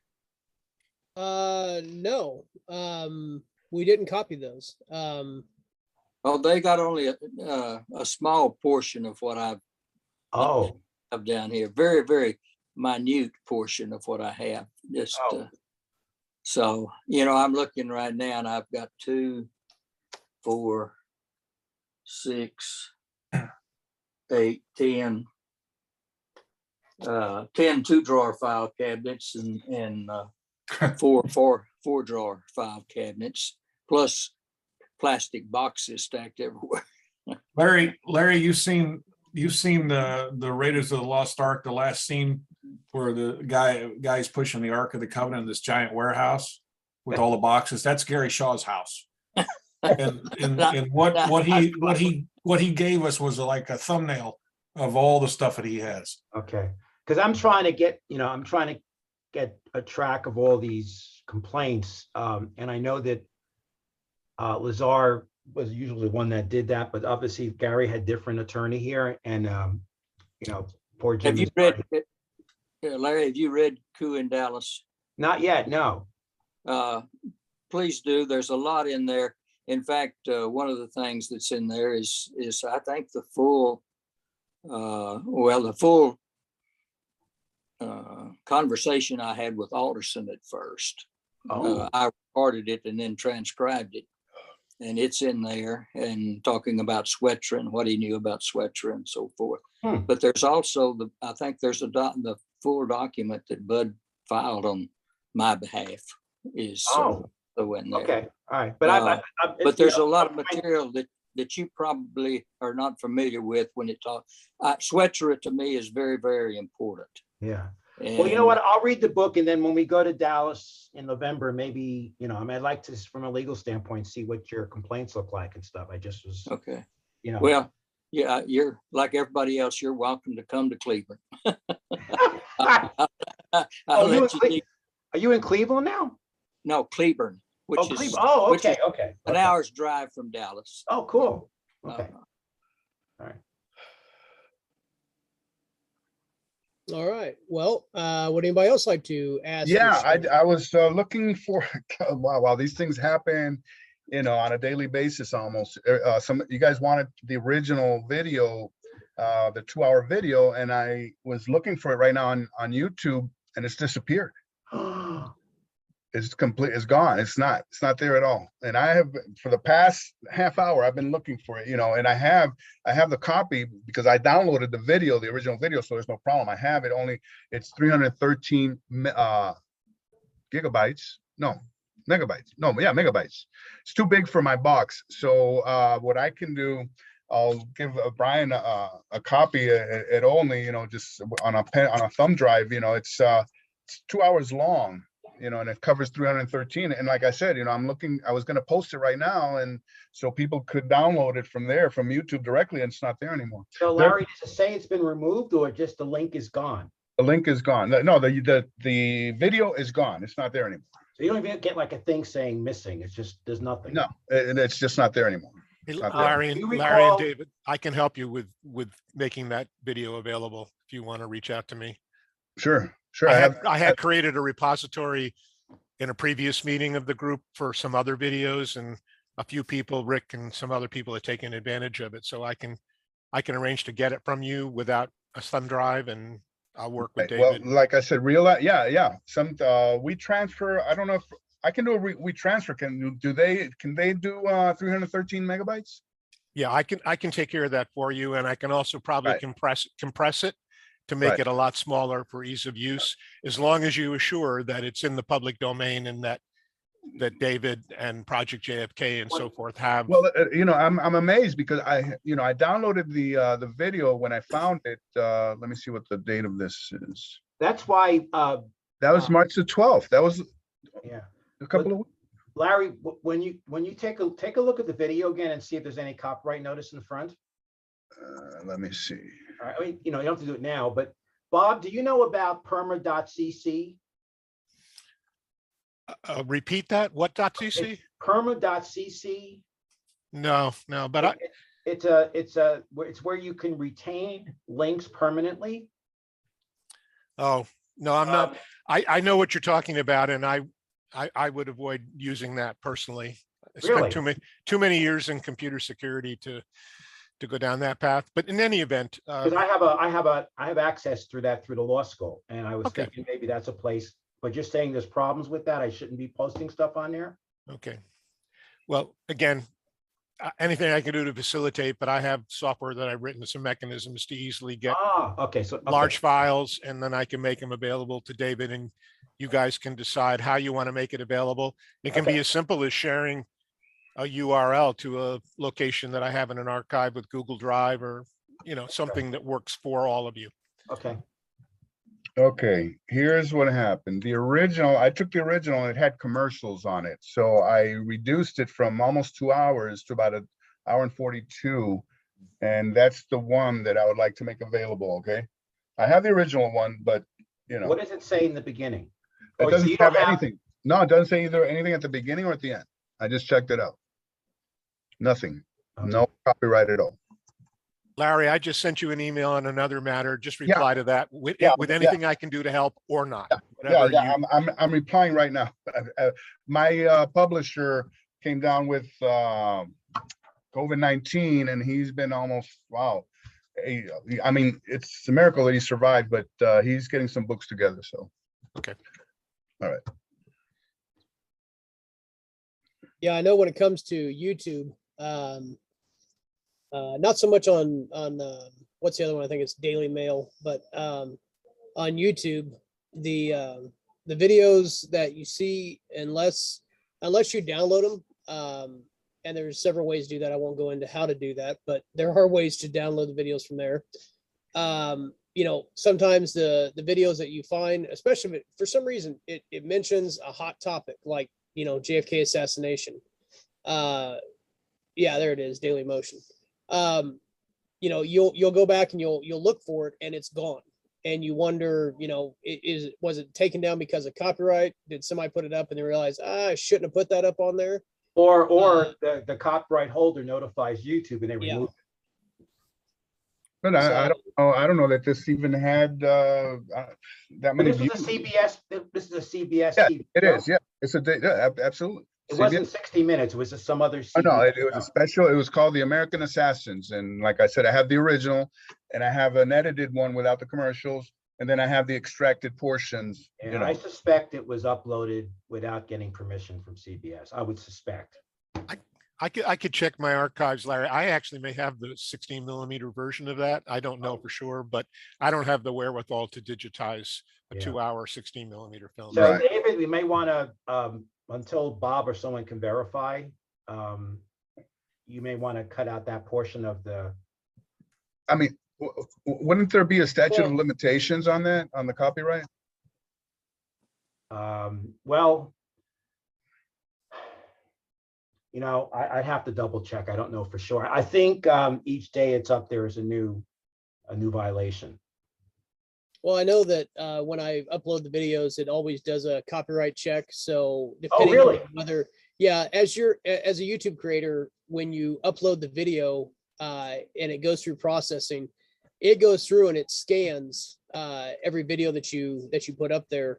And if it catches it, then, you know, it'll tell you before you go to publish it online. You can always go back and edit and take that portion out. But there's sometimes where I've had to do that on certain videos because of a news clip or whatever the case is. But I always try to put it up just the first time. And if I have to, I can always, you know, clip it and put it back up again without it. But yeah, I mean, this is like 40 something years old. So it's still within, it's under the newer version. And I mean, there are ways you can lose it.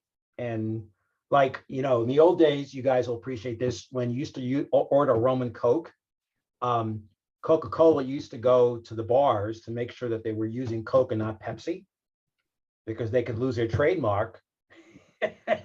Yeah. If they lost, you know, if they didn't prosecute that. There's some interesting comments about this whole conversation in the chat window that are probably valuable. Oh, look at this. So it's an Internet Archive. Who posted this? Someone who identifies himself as Peter. Oh, Peter. Yeah. Okay. Wow. That's a great find.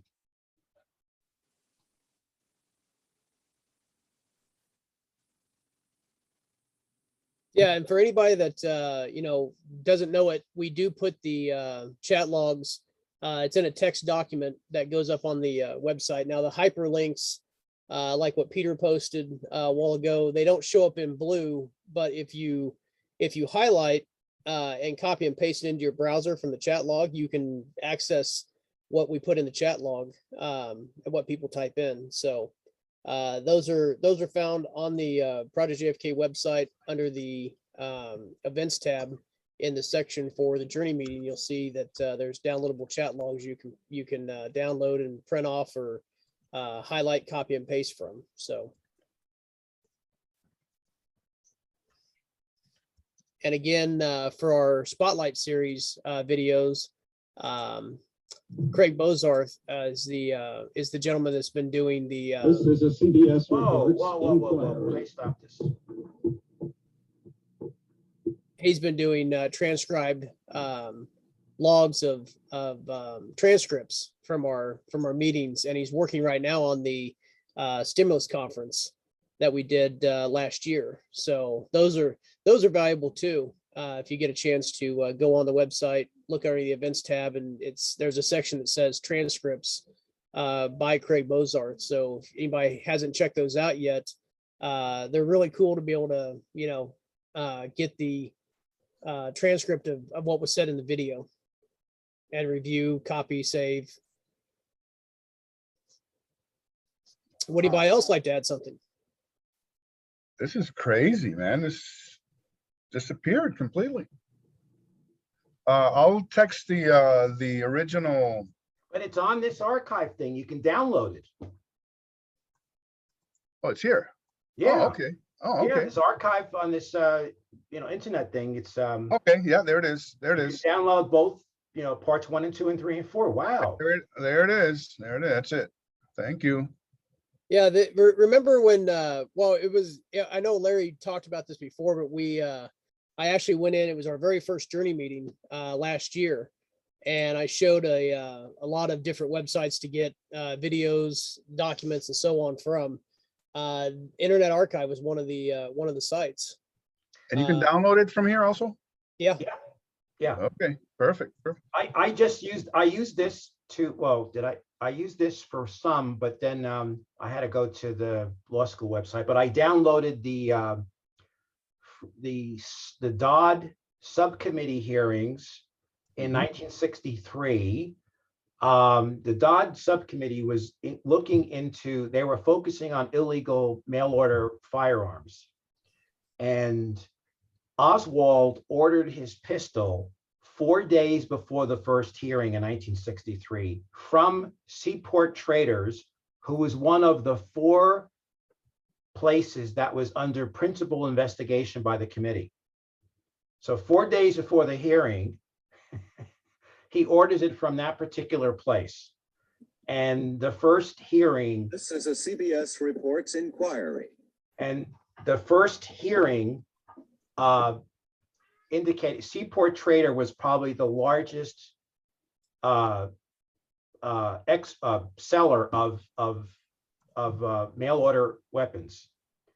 And then Klein's was referenced in an appendix, but I haven't read the rest of the hearings yet. And then the other one I downloaded was Senator Eastman or Eastbrook had held a whole bunch of hearings on the Free Play for Cuba committee, and they actually interviewed that guy Lee, who was the president or chair of the committee. And you want to see a hearing where you have an uncooperative witness? I mean, he wouldn't even confirm his address or whether he was married or who he was married to. It was amazing. But they were all on top of this in 63. So this adds some flavor to Oswald. The other place they were focusing on was Klein's Sporting Goods store. So, query whether Oswald was, why did he pick the places that he ordered the rifles from? I'm sure he could have picked a local place, but he picked these 2 places that were under investigation. Right. That's what Peter Dale Scott writes, exactly. Yeah, but I found, so I have the hearings, and I'm going through the Dodd hearings. The freedom of information, the Free Play for Cuba wasn't very helpful. Well, that now that you mention that, until Oswald arrives in New Orleans, there was no free Fair Play for Cuba committee in New Orleans at all. Right. It wasn't even a figment of anybody's imagination. And now with all this DeBrew thing, and some of the documents that I have uncovered, they say that, they need to move in that direction, to find, the Fair Play for Cuba committee, and that's all of a sudden Lee Oswald shows up, and creates what they wanted, right. And to go and have all this friction, with the exiles, the Cuban exiles there, they had focused on Tampa in the first hearing. The Tampa chapter. And I guess that's where Lee was originally from. Then he fled to New York. And then Oswald suddenly, in May, or is it more April? I forgot when he decided to form his chapter. So it's very interesting. Yeah, and Lee went to be recruited into DeBrew's stable of informants. I mean, he just had so many in so many places, it just boggles the mind. DeBrew had all of New Orleans covered completely, with informants all over the place in all different walks of life. And I think one of Bannister was his handler. Bannister? Yeah. No, well, yes, yeah. Well, he had the office there in Bannister's. Bannister was a funder. Bannister was providing support to DRE. I wonder if Oswald was like he was his handler in New Orleans. Whereas like the Monshield was his handler in Dallas, Mm-hmm. Yeah, and definitely DeBrew had contacts with him, Now, if Oswald was being spread thin in a way that was very dangerous, I have to agree with that, because now it results that in New Orleans, the CIA and the FBI were intermeshed, one Right. providing the informants, the other one writing the reports. You And know, that whole series of TV interviews in September kind of has Philip's handwriting all over it, because that was his expertise, right? You know, propaganda. publicity, yeah, and that kind of, and then when he goes to Mexico City, weren't there two other people that went to Mexico City around that time that were related or associated with the mafia or something? Agents? Yeah, well, people that, you know, there were other people in Mexico City around the time that Oswald was there.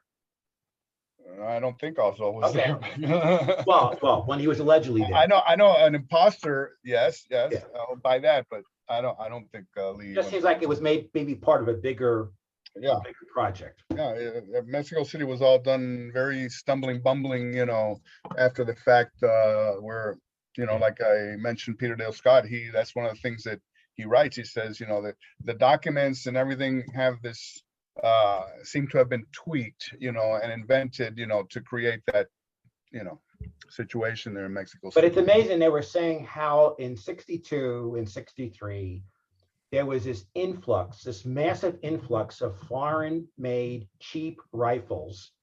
And the way they got around the law was they would dismantle the rifles, they would send them into the US and then reassemble them. So they were basically being sold as scrap.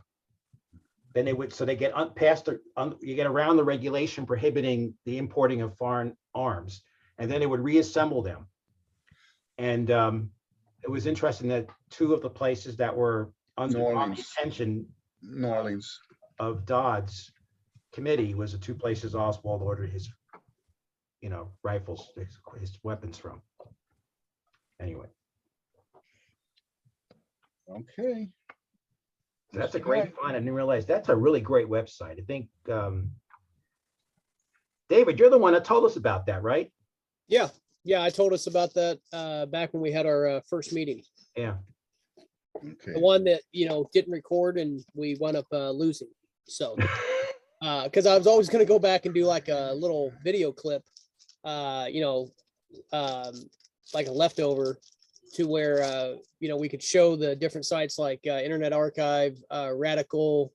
God, I think there was like six or eight sites that we talked about during the first video that we did of the journey meetings. Mm-hmm. And I just never have gotten around to doing that yet. Definitely want to do this. Copy this. What a fabulous resource, Dave. For real. Internet Archive. Wow. Tremendous. Yeah, it's one of those where you kind of fall in a kind of a rabbit hole. And before you know it, you're into all the, you're not into the dark web. It's not like that. You know, you're just in other search engines that most people, you know, they count on YouTube or you know, Daily Motion, but there's what is other Daily ones that you Motion? can go into. What is Daily Motion? Daily Motion is, to me, it's kind of like another YouTube. And I'm not saying, I mean, they do the same thing that YouTube does. I mean, they take things down if there's issues with copyright issues, copyright claims, but you can find some things there that, you know, are not on YouTube. Some things you find they're basically just, it's a mirror, but yeah, Now, I mean, that's another site to check out. There was an article in the paper the other day about DuckDuckGo. Yeah. While it does supposedly have a lot of what they call fake news sites, I wonder if there's more JFK stuff that comes up on that site than does. I'm looking right now. Well, I know that I've got DuckDuckGo on a couple of my devices. I usually just use Chrome for, you know, for my searches and so on, but I know I also build Raspberry Pi systems, which is basically a single board computer for people that don't know. They're not as powerful as a desktop or a laptop, but you can do a lot of stuff with them, and they're based basically off the Linux system. But there's different search engines you can use. DuckDuckGo is one of them, Opera. It's just, there's different things for different platforms. I know I built a suitcase computer. It's not really a suitcase, but it's like a Pelican box that has a monitor in the lid. You open it up and you've got, a portable entertainment center gaming system. And I was just bored. I had all the parts. I said, well, hell, I can build one of those. And I built computers for a lot of years. And it was just one of the next logical steps to get into doing that with my kids and teaching them about coding and so on. Well, I was just worried, David, that that the way conspiracy theories are being interpreted now, that whether Google is starting to, interfere with the ability to find stuff on the JFK assassination, and whether there's stuff more available elsewhere. But I mean, I don't have any evidence that. I'm just worrying. I'm worrying that may be the path that they may be going soon. I would offer this observation. Again, I'm not arguing a point, but just for clarity, Google Chrome, Opera, Firefox, Edge, and so forth are browsers. Mm-hmm. And Google Search, DuckDuckGo, and some others are actual search engines, which are a very distinct thing. And it's my opinion that the search engines, if there is influence on what you get back, are responsible. And I'm sure you're all aware that Google makes millions, if not billions of dollars a year by selling presence on their search engine. So if you're willing to pay and you search as a person who is searching JFK assassination, someone could have paid to have their reply appear higher in the list. Yeah, SEO is what it's called, isn't it? SEO. And well, DuckDuckGo doesn't have that model. And in addition, DuckDuckGo does not, by their claim, collect information on your search history to build a commercial or retail dossier about you, which also influences what responses you get. So if you buy something or you search something in Google, there's a likelihood that subsequent searches will be biased by your previous behavior, in addition to the people who buy presence high in the list. So I would recommend DuckDuckGo for those of you who want to make a little objectivity. The corresponding behavior with Google is to have the patience when you look at the first page of responses you get to your inquiry, is when you get to the bottom, click that button to go to the next page and the next page and the next page. And if you have that patience, some of the gems are there and they appear if you have patience. And you'll go and look at this and go, why wasn't this on the first page? And the reason is that Google could probably care less about relevance and more about profit. Right. Yeah. I know I had a trucking company for a few years, and the very first year I was in business, I paid extra to have have my business come up in the first page of first 10, whatever it was. And after that, I started looking at, am I coming up because I'm paying out all this money, or is it because of people that's searching for? So I quit doing it. But yeah, I mean, that's one thing that I have noticed about, if you, like Bob was saying, if you go to the bottom, that's how I found some of the websites to go to that didn't come up in the first page of results. But most of us, we're trying to use the internet just as fast as we can. And we look at, maybe the first 1 to 3 pages, but you get down into 10 pages deep on a search, and you'll find things that, like Bob was just saying. I mean, you wonder why it didn't come up. I know that, different websites that I've used, they're great websites. It's just, it took a little bit of searching to find them. So, Bob, are you saying that there's a difference between Google and Google Chrome? Chrome is the browser. Google is just Chrome is the browser itself. Okay. Oh, so Chrome is like Firefox. But so before we had Chrome, there was a different Google search. Oh yeah, there were a lot of different companies that got. No, there was a Google, but Chrome replaced something that Google had. Web crawler. They had all kinds of independent companies, and they just all got swallowed up by Google. And so, and the same thing with Edge. Edge would be a search engine. Edge is a browser. These are Is a browser. browsers. So Google Chrome, Firefox, Edge, Internet Explorer, Opera. There's probably another half dozen, and they all have their roots with a product that goes back to the early 90s called Netscape.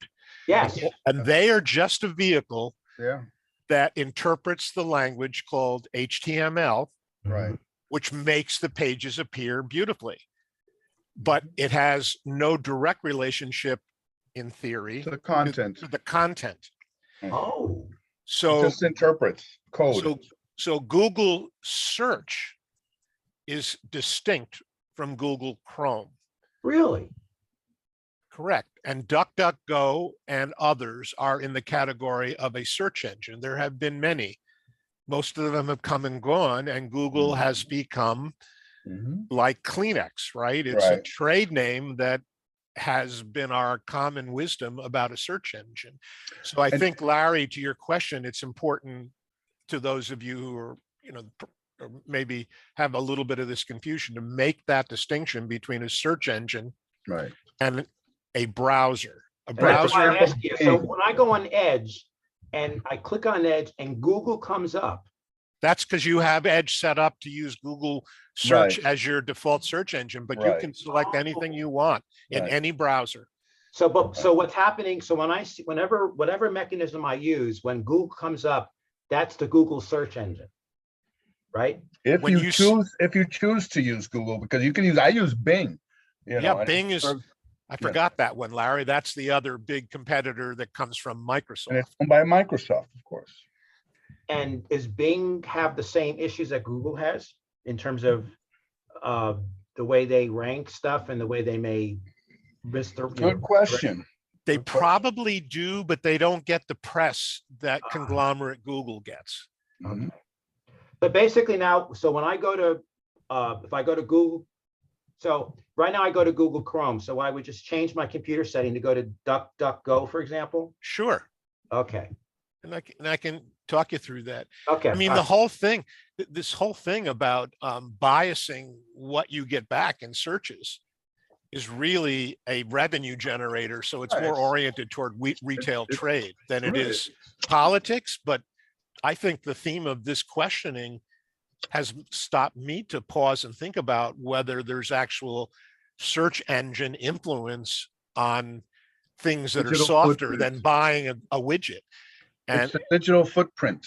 That's what it is. Well, I'm more concerned about the concept that there seems to be leakage of conspiracy theorists and conspiracy theories that's sort of beginning to leak the legitimate JFK assassination research into that other category. And I was concerned that perhaps when I'm looking for stuff on Google, I'm not getting everything that's out there. Let me say this, Larry and Bob, when the internet first started, because I too was in the business of internet and computers. I built computers just like David was talking about, network servers, routers, whatever I did. At the time when search engines first came out, at the top of the list, the search request at the time was JFK assassination. Really? Wow. I'm serious. Back in 1994, 95, when Netscape was the very first product that came out. You had to install Windows 3.1 and then go and buy Netscape and install it, or your ISP would give it to you, when you first, and you're doing analog and, I don't even want to think about those days. I'd love to have a private conversation with Larry, because it sounds like we have very parallel professional paths. I started with NetWare and then moved on to Linux and, and then on Microsoft.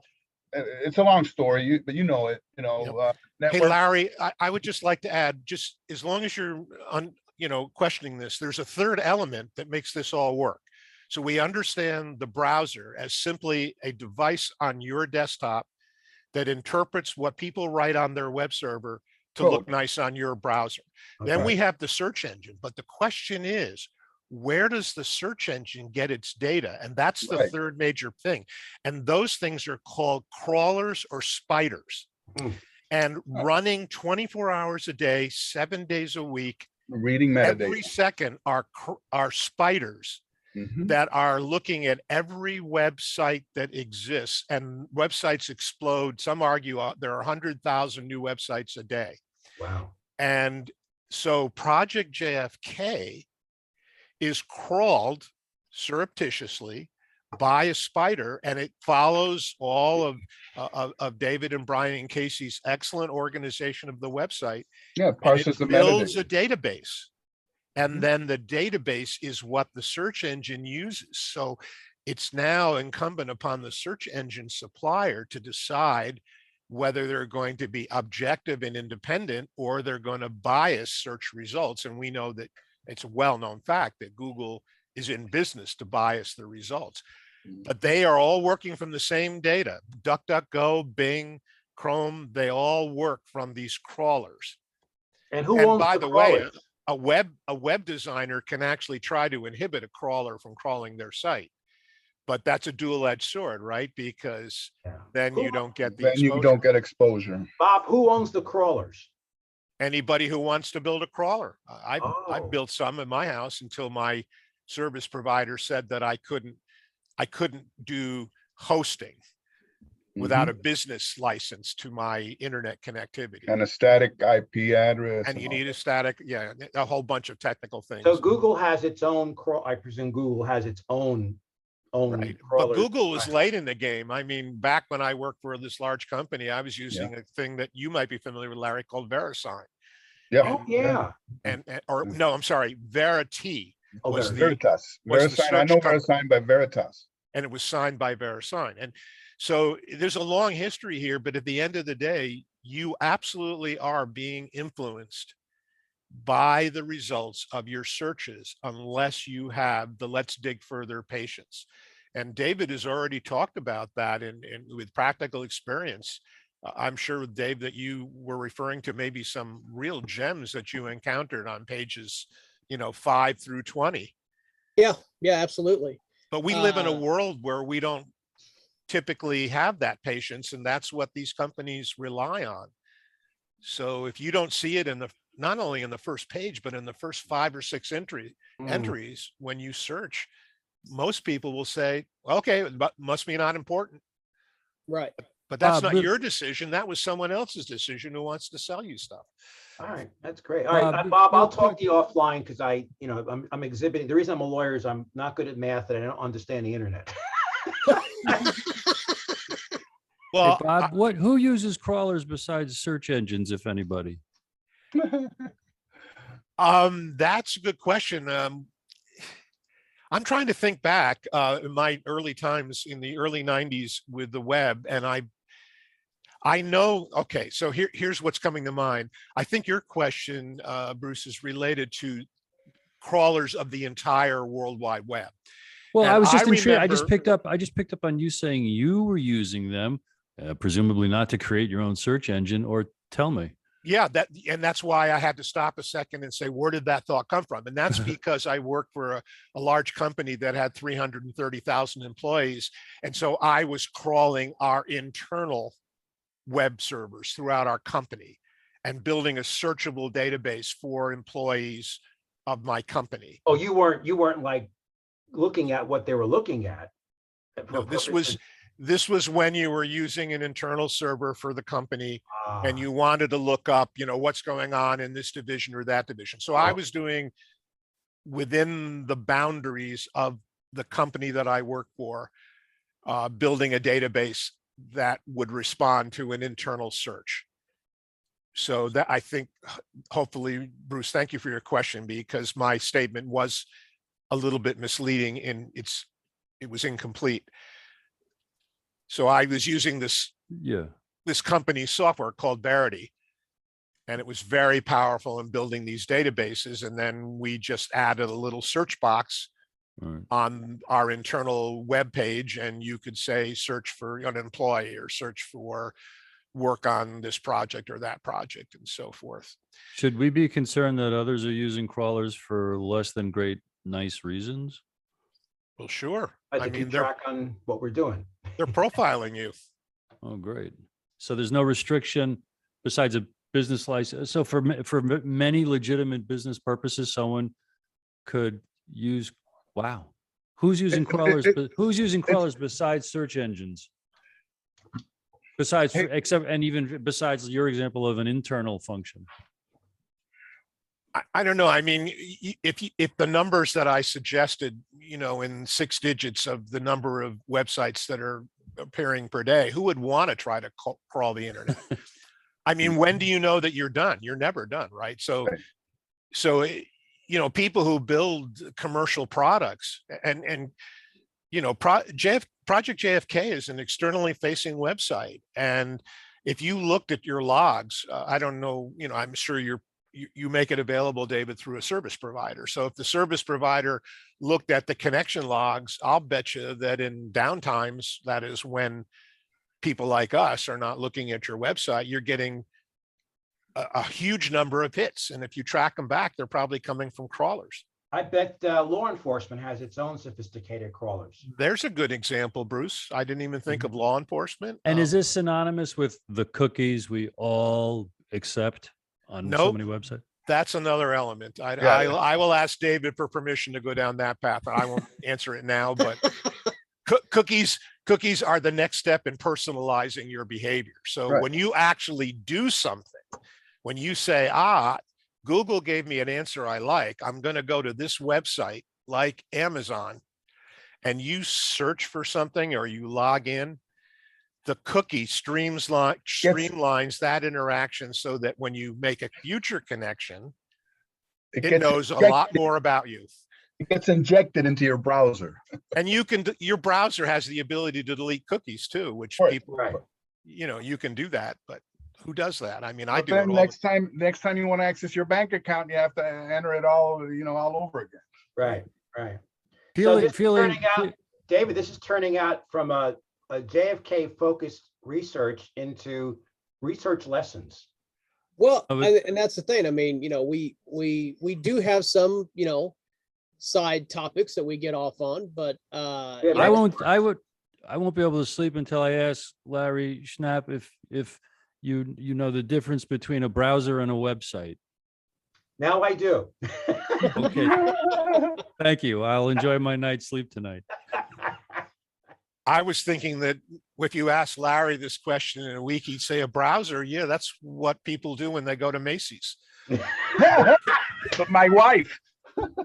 All right. I just saw a meme conversation between Howard Cosell and Bob Uecker were bantering during a ball game in the 1970s, and they were disagreeing on what pitch should be thrown next. And Cosell supposedly said, Now, Bob, I do think it could be a bunt. You don't have to be so truculent. You know what truculent means, don't you? And Uecker supposedly said, of course, Howard, if you had a truck and I borrowed it, it would be a truculent. Did the same thing to Muhammad Ali. And Muhammad Ali said, well, if truculent means good, then that's me. Yeah, then one day we'll get into, Bob, you can explain GIFs. Because I don't know how to do these things with it. People they move around and they say these words or pictures or whatever. Hey, Larry, if you or anybody else, I could set up a completely side meeting and we can talk about some of these things to get the technology out of the way of your enjoyment and productivity and using it to fulfill whatever needs you have. So I would, just don't let the technology bring you down. I mean, we talked a lot about it in this meeting, and maybe it's been useful, but the objectives of this group of people is not related to the technology. The technology is supposed to be transparent. It's supposed to just leverage your ability to have these extraordinary exchanges with people from around the world. Right, and to your point, I'm sorry, and to your point there, that's why all this technology that we're using now, and I've mentioned it a few times, you got search engines now. We can search through all these documents and PDFs, like never before. And, we have imaging analysis and technology now with software that can take us a lot further than what our predecessors did, so that's why this technology is important. Right. And that's why I was asking, why I raised a topic was to make sure that we were not inadvertently having our research distracted or interfered with from Chrome, from these search engines. So that's why I brought this up, and this has been very informative. So you think we're getting shortchanged on searches on JFK? I don't know. I was bringing this up because, you know, I'll read articles in the New York Times, for example, and when there's something about a conspiracy, they always have a little reference to the JFK assassination. It seems to be like there's slowly being this narrative developing that the JFK assassination is just another one of these wacky conspiracy theories. Yeah, like YouTube has been doing. Like YouTube has been doing. Now you put up a JFK video, there's a disclaimer, it takes you to Wikipedia to tell you about Lee Oswald being the lone assassin. Right. So I was just because I'm seeing it leak into the mainstream, and it's like a little asides in the articles. It's very nuanced, but that's how it starts. It gets a seed that gets planted. And so I was just wondering if this is, you know, so that's why I was asking about this process. And maybe even though DuckDuckGo has been criticized because it's being used allegedly by, you know, the January 6th type people. But on the other hand, it's not constraining your search. There's no useful data that can be gleaned from this, but as your guys are talking, I just typed in the phrase JFK space research into Google, and I'm now on the 3rd page, and Project JFK is yet to appear. But the things that are appearing are not necessarily sites that you would not expect, but some of them are obscure. A lot of them are, you know, EDU sites. But so I'm now on the 3rd page and no Project JFK. EDU pages? Yeah, university sites. Yeah. Why would they? I mean, for instance, you all remember the esteemed John McAdams. He obviously his site was, you know, his site was all EDU, and then I'm looking at UCF assassination research guides, a bunch of .govs. You can do this yourself, but the whole point, I guess, is that now I'm at Rutgers, new JFK documents, Audubon Society. I don't know. Audubon Society? I'm just, you can do it yourself. And look, my whole point is that I'm going to Google and I'm now on page 5 and no Project JFK so far. Yeah, and unless Larry, you have through your provider inhibited spiders from crawling, you know, the presence that would have to be set on each individual page, I believe, or at least on your index page. Yeah, that's harkening back to some of my earlier days. So yeah, I can't remember, Larry. I can put into the HTML to say, no, I don't want to be crawled upon and whatever. Yeah, I just came across on page 5 JFK research, and I think that is Grodin's page. But anyway, yeah, a lot of universities and gov pages. So they're that's probably coming up because they responded to news about the release of documents. I'm not digging down to any of them. I'm just making a comment that, oh, yeah, so I guess I should try it with DuckDuckGo while you're. That would be great if David Knight's, if that site, Project JFK, is a little higher up. Larry, you know what I've seen over the last few years is the tracking of my own personal activity seems to be such, and this is definitely confirmed by many other voices out there, that they are tailoring and curating results to each of us more and more as individuals, to make it very sticky and to make it irresistible. And that's who else may have encountered anything like that. Yeah, good observation. So, Bob, you just put in the words JFK research? Yeah, and I just did it with DuckDuckGo, and I'm getting a very different portfolio, but wow. But none of them so far have returned Project JFK. I even got NASA, JFK info. I think maybe if you I got I got Larry's site. Right. Yeah. What? Really? Yeah. I was just going to say that, you know, I don't have that problem with mine. You know, I do searches, for example, on the different pages, and they come up right away.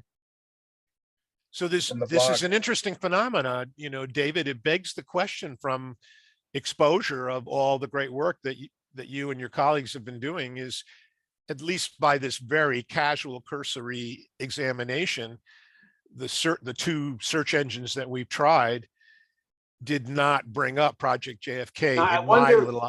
Bob, I wonder if it'd be different. You've said JFK assassination, not JFK research. Absolutely. That's what I'm saying. It's very biased to the choice of words I used. So and people are keywords. using, like, I could see universities that are doing research on the JFK administration or, you know, stuff like that. Whereas the assassination might be a completely different set of hits. Right. If I was hesitant to use the word JFK assassination because then you're going to bring up hundreds of thousands of blogs and everything. So, so the first thing that I don't surprisingly get is a reference to Wikipedia.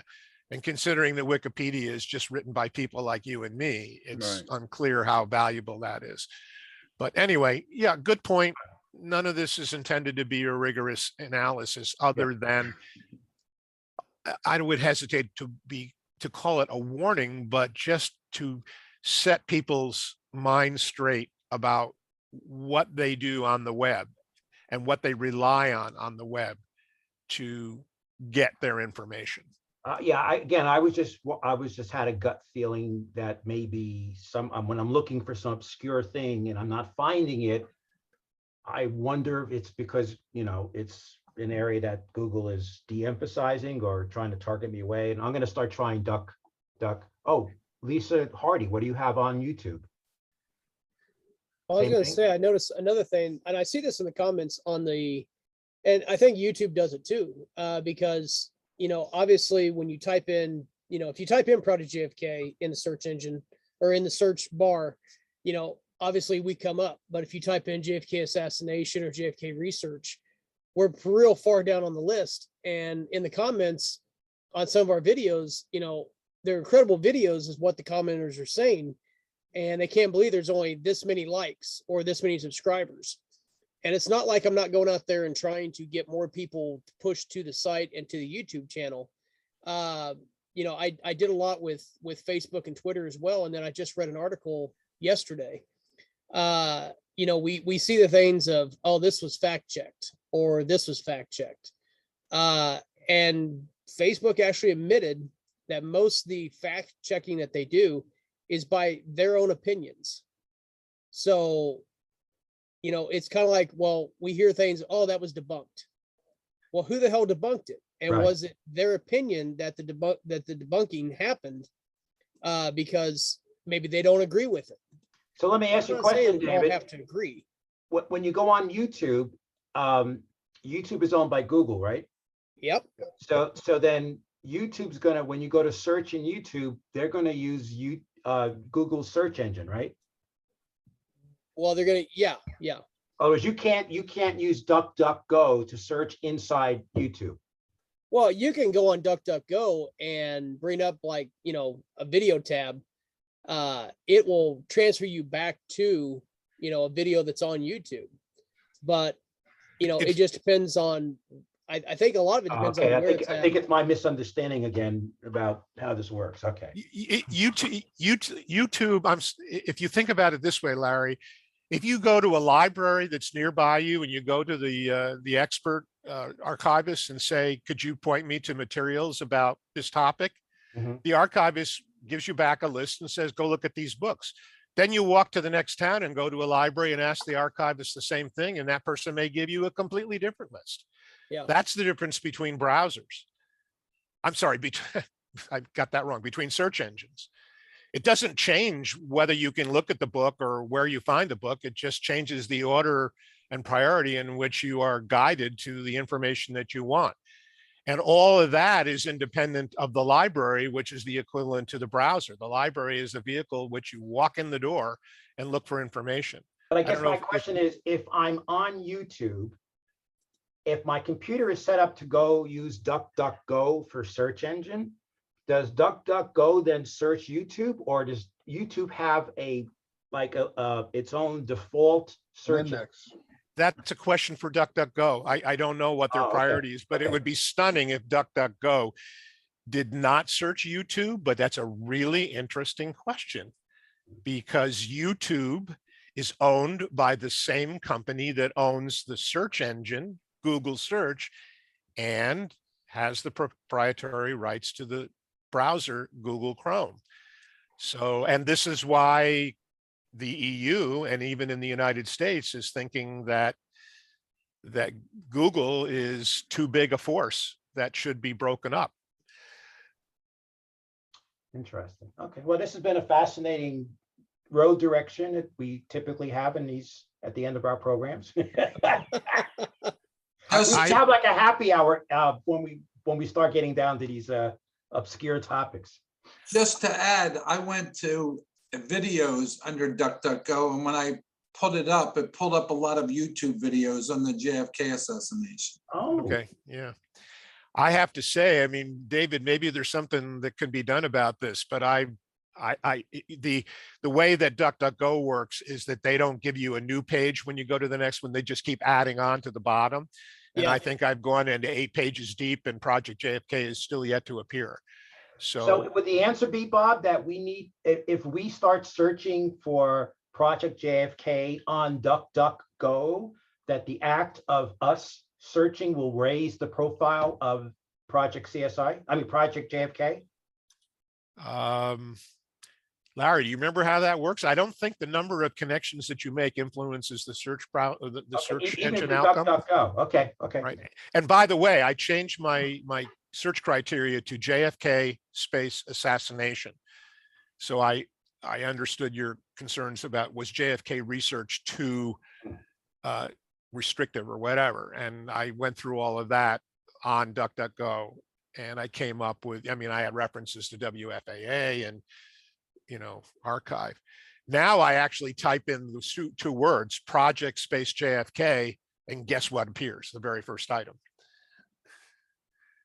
Yeah, I know that, the big thing is, of course, when I had the website for the trucking company, website for Project JFK, and some other websites I built, I always get that asked question, do you want to pay for, having, your site appear in the first X amount of pages of searching? Mm-hmm. And if I had a lot of, I did that, like I say, I did that when I had the trucking company because I had revenue coming in. We didn't concentrate on donations at all when we first opened the site. And then it wasn't until just last year when I added the donation button, which, helps us, do, different things, including the website. But I'm wondering, where's the best place to spend the money? And of course, we always make a 3-part decision on it. I would love to have it come up where, that's the whole reason why I did the affiliated website page, like a directory on Project JFK for researchers to go and be able to find other websites. But they had to find us first. So, it's kind of a catch-22. It's okay, you have to spend the money, but where's that money going to come from? That's a really credible approach that comes down to the simple thing that every one of us do today in our personal lives and our business lives: return on investment. Right. So do you want to rely on the blind discovery of your website through search engines, or do you think you will be as effective by referrals? So you have been incredibly generous with the referrals that you've put on your website to other websites. Yeah. I think the community owes it to everybody to have that reciprocation. But as you know, most websites are not managed as meticulously as I think you're doing yours. Well, I know that, up until recently, I would go out, I made a bunch of stickers and I'd place them at libraries. I'd place them. Hell, I even went, I did it at libraries until I realized one of the libraries I went to in my hometown, they had 3 books on the assassination. That's all their JFK assassination or JFK presidency section was 3 books. The Warren Report, Crossfire, and Case Closed. That's all the hell they had. Oh, I went in there and put a QR code that I printed off of a sticker and placed it right on the shelf. Well, QR codes were, they're still great, but unfortunately now, reports have come out that, they're putting malicious, codes and redirects. Right. Yeah. And so it was a great way where people could just scan it with their phone. They could find us.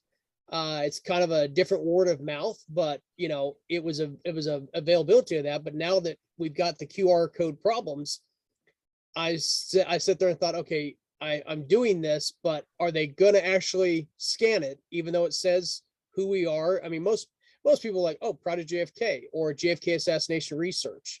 They may or they may not, click on that. So, you got to figure out how to reach your audience, how to reach the, your target audience, and it changes like the tides every day. How are you going to get out there to, get the people to come to your site to see what you've got? Social media is great, but also in order to get to social media, you can follow all these different people, but if they're not following you back, your post may not show up. Yeah.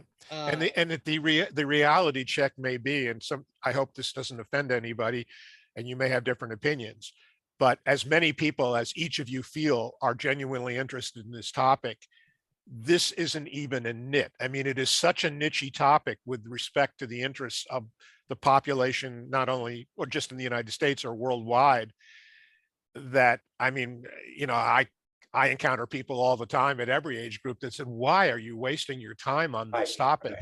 What's the point? And that's an interesting lead into a great conversation if that person who asks is actually not being rhetorical. But at the end of the day, Dave, we all have to basically pick our battles and where we're going to spend the human energy that we have in our lifespan. And the idea that this is going to have broad appeal in the true sense of broad is probably, it may not be realistic. So, are you catering to the people who have genuine interest? That middle school student or that high school student who will be part of generation wherever we are now, 7 or 8, who might pick up the mantle after, we're gone. Well, I know that. Yeah, great point, Bob. I know that I've even spoken to history teachers when I've gone out and talked to students, and they're like, why do you put your essence of what your research is in the JFK assassination? I said, it's not strictly just about JFK, but I said, if you want your students to learn and know, it's not just read the text and do a test on it. If you want them to learn about what's going on today, you have to go back to see what the hell happened in the turbulent 60s, because that's what has shaped. I mean, all history, world history, all history has, put us to where we're at today. But in the generation of everybody that's alive right now, go back and look at what happened in the turbulent 60s. You've all heard the paraphrase. That. Yeah, you've all heard the paraphrase that, if you don't study history, you're doomed to repeat it. Yeah. That's a paraphrase of the actual quote. I think it's from a philosopher named George Santayana. And I had to use that same logic that you just expressed, David, when I stood up in front of a class of, of history students in high school, because they were curious, why was I there? And they got into it very quickly when they at least gave me the honor of their time based on that fundamental principle that, well, if you're asking me the question about the Kennedy assassination, then why are you history students at all? And in New York State, where I am, the study of US history ends at World War II. I mean, they don't even talk about the Korean War, let alone the 60s. Well, I'm using the current conflict as a starting point for a number of little offshoots, one of which is, did you know that there was a U-2 shot down over Cuba during the Cuban Missile Crisis? That did not result in a nuclear war. Just because the U.S. and a communist country might have an interaction does not mean it has to automatically lead to a nuclear war. So why are we being so timid? Things like that. Or did you ever see how Kennedy handled Khrushchev? And so I'm trying to, and this is going to be the 60th anniversary, right, of the Cuban Missile Crisis. So even people in government don't know what happened then. Yeah, that was in the newspaper, in my local paper today, that whole concept. And, I don't want to get off on this topic, but some of you might, be aware of the story that actually could have led to global thermonuclear war during that event, which happened to be related to the commander of a fleet of submarines that were in the Mediterranean, where one particular leader broke with the Kremlin and refused to actually launch a tactical weapon. So the point is that we learn from those events to, in theory, have enough intelligence to at least have the conversation about, well, how should we do it this time? And so this whole situation that Biden and our country is facing and NATO is facing relates to that. What did we learn from? And then you dot in. Certainly Right, right. And, I'm saying, why are we being so timid? And, anyway, and then there's the examples from the 80s when Soviets when they misunderstood, and they thought they were getting an attack, and some guy, was one little, middle management guy could have set off a world war. So at the end of the day, I don't know what you want to call it. I don't want to use a term incorrectly, but the underlying story of the emergence of the assassination of a US president versus the mechanics and logistics and tactics of how it was done, some could argue that the former is actually the more important issue. I mean, at the end of the day, even if their assassins were definitively identified, how many of them, could even be prosecuted and so forth? We all know that back in '63, there was no federal law that allowed prosecution of assassins. So it had to happen in Dallas. So at the end of the day, is the world not focusing on what we learned or have not yet learned from the way that John F. Kennedy, or the leader of the free world, supposedly was taken out? Well, and how the government responded to that, and what lessons were learned from that, which led, in theory, you could argue, to the Iraqi war, where you come up with a false, all these things that happened with Cuba and during the Cold War. It's like the problem we're facing is that for Bob and those of us of a certain generation, what we're talking about is if people that were involved in World War I when we were kids were talking to us. World War I to us is what the Kennedy assassination is to this generation. Yeah, it's that long ago. So why is it still relevant? And the lessons from the last month, we don't have to go back to the weapons of mass destruction or the Gulf of Tonkin or the Sandinistas. We have something going on right now. And apparently people in government have not learned the lessons that we learned from the missile crisis. But the one area, Larry, I would disagree with you is I think government has learned, because the use of false flags to dictate policy or actions or reactions, what's going on around us or in our world, and to push us down a road of how we react and how it impacts our country and the world and so forth. Well, I'm saying that I agree with you generally. I'm saying, but in this particular crisis, some of the policy being made seems to not be informed by what we learned from the Cuban Missile Crisis. True. Yeah, I agree. And that's what I'm focusing. That's what I'm trying to let people know. That's why you need to know history. And, well, I'm sorry, Larry, go ahead. Yeah. I just wanted to mention, because it already passed, but when you're talking about assigning responsibilities on this, on the JFK assassination, Vince Salandrius, he told me so many times, that he was out of Dallas. He was not, concerned about the minutia of what happened in Dallas. He was going up to the concept of state-sponsored assassination and coup d'etat, and how far up that reached, and how, all the ramifications, that were involved there, and I think that's just like today, Biden said in his speech for the first time publicly, I wish someone would get rid of Putin, right? It's funny you say that, because that's what popped into my head, is how cavalier, almost casual people, at least that I've heard and even read about, have said, well, there's a real simple solution. Just go assassinate the leader of Russia. And so are we living in an environment where that is what we as human beings have inherited as a method of orchestrating the world, the complex world situation? Because I think in 1960, this wouldn't have been the first thing that came to mind to people around the world, other than the so-called, and I put it in quotes, banana republics that were dotting at least South America and some Middle Eastern countries. But now, all these years later, the notion of just saying, you know, I mean, US takes out leaders in the Middle East with drones all the time.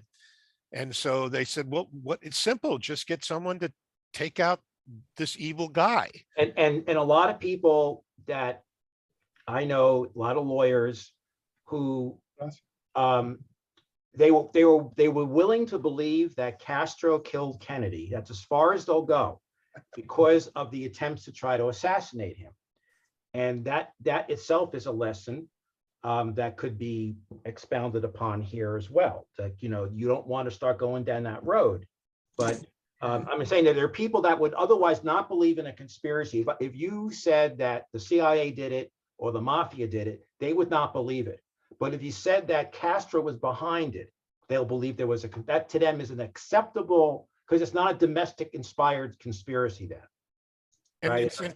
it's interesting, the number of people, it's just the change of the world. And I say this with trepidation, because I don't want to take any of you down a path that is implied by this. But the last two administrations, the previous one and the current one, how many people I've even read letters in the newspaper that basically said, I advocate for killing this president, both the previous one and the current one.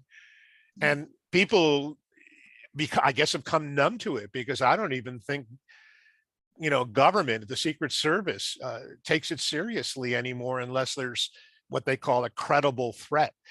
And so we have generated a mindset that probably started back with the primary fundamental interest of this group that has been insidious. And one of the reasons why, you know, I just turned 75 and I'm still passionate about supporting it for the fundamental underlying reason, whatever age group you're in, which is this the way that we want life and society to evolve any place in the world, let alone my community, my country? And boy, it's just, it baffles me how people think that you should change politics with the 162 grain bullet. Well, I think one of the things that we had to look at, the baby boomers, you know, we start talking about generations, and I was told the other day I'm Generation X. Okay, we got the millennials, Gen Z. Okay, here's the thing that boils down to what, and this is my opinion, so I'm just throwing it out there. The problem is, you know, back in the 1960s, we actually watched the news. We cared about what was going on in the country. We didn't have social media clouding what we were doing in our daily lives. We didn't care, you know, what celebrity was doing this, or, you know, you turn on the news and, you know, you see the thing that's going on right now, you know, with Russia and Ukraine, but then they also got to throw in, well, whose conservatorship just got ended? That's news. You know, so back in the day when, you know, this was going on, and you look at the researchers that we have in attendance today, you know, I think a lot of it is, you know, they cared more about what was going on in the country, what was going on in the world, not just about what was going on with this celebrity or this reality TV star.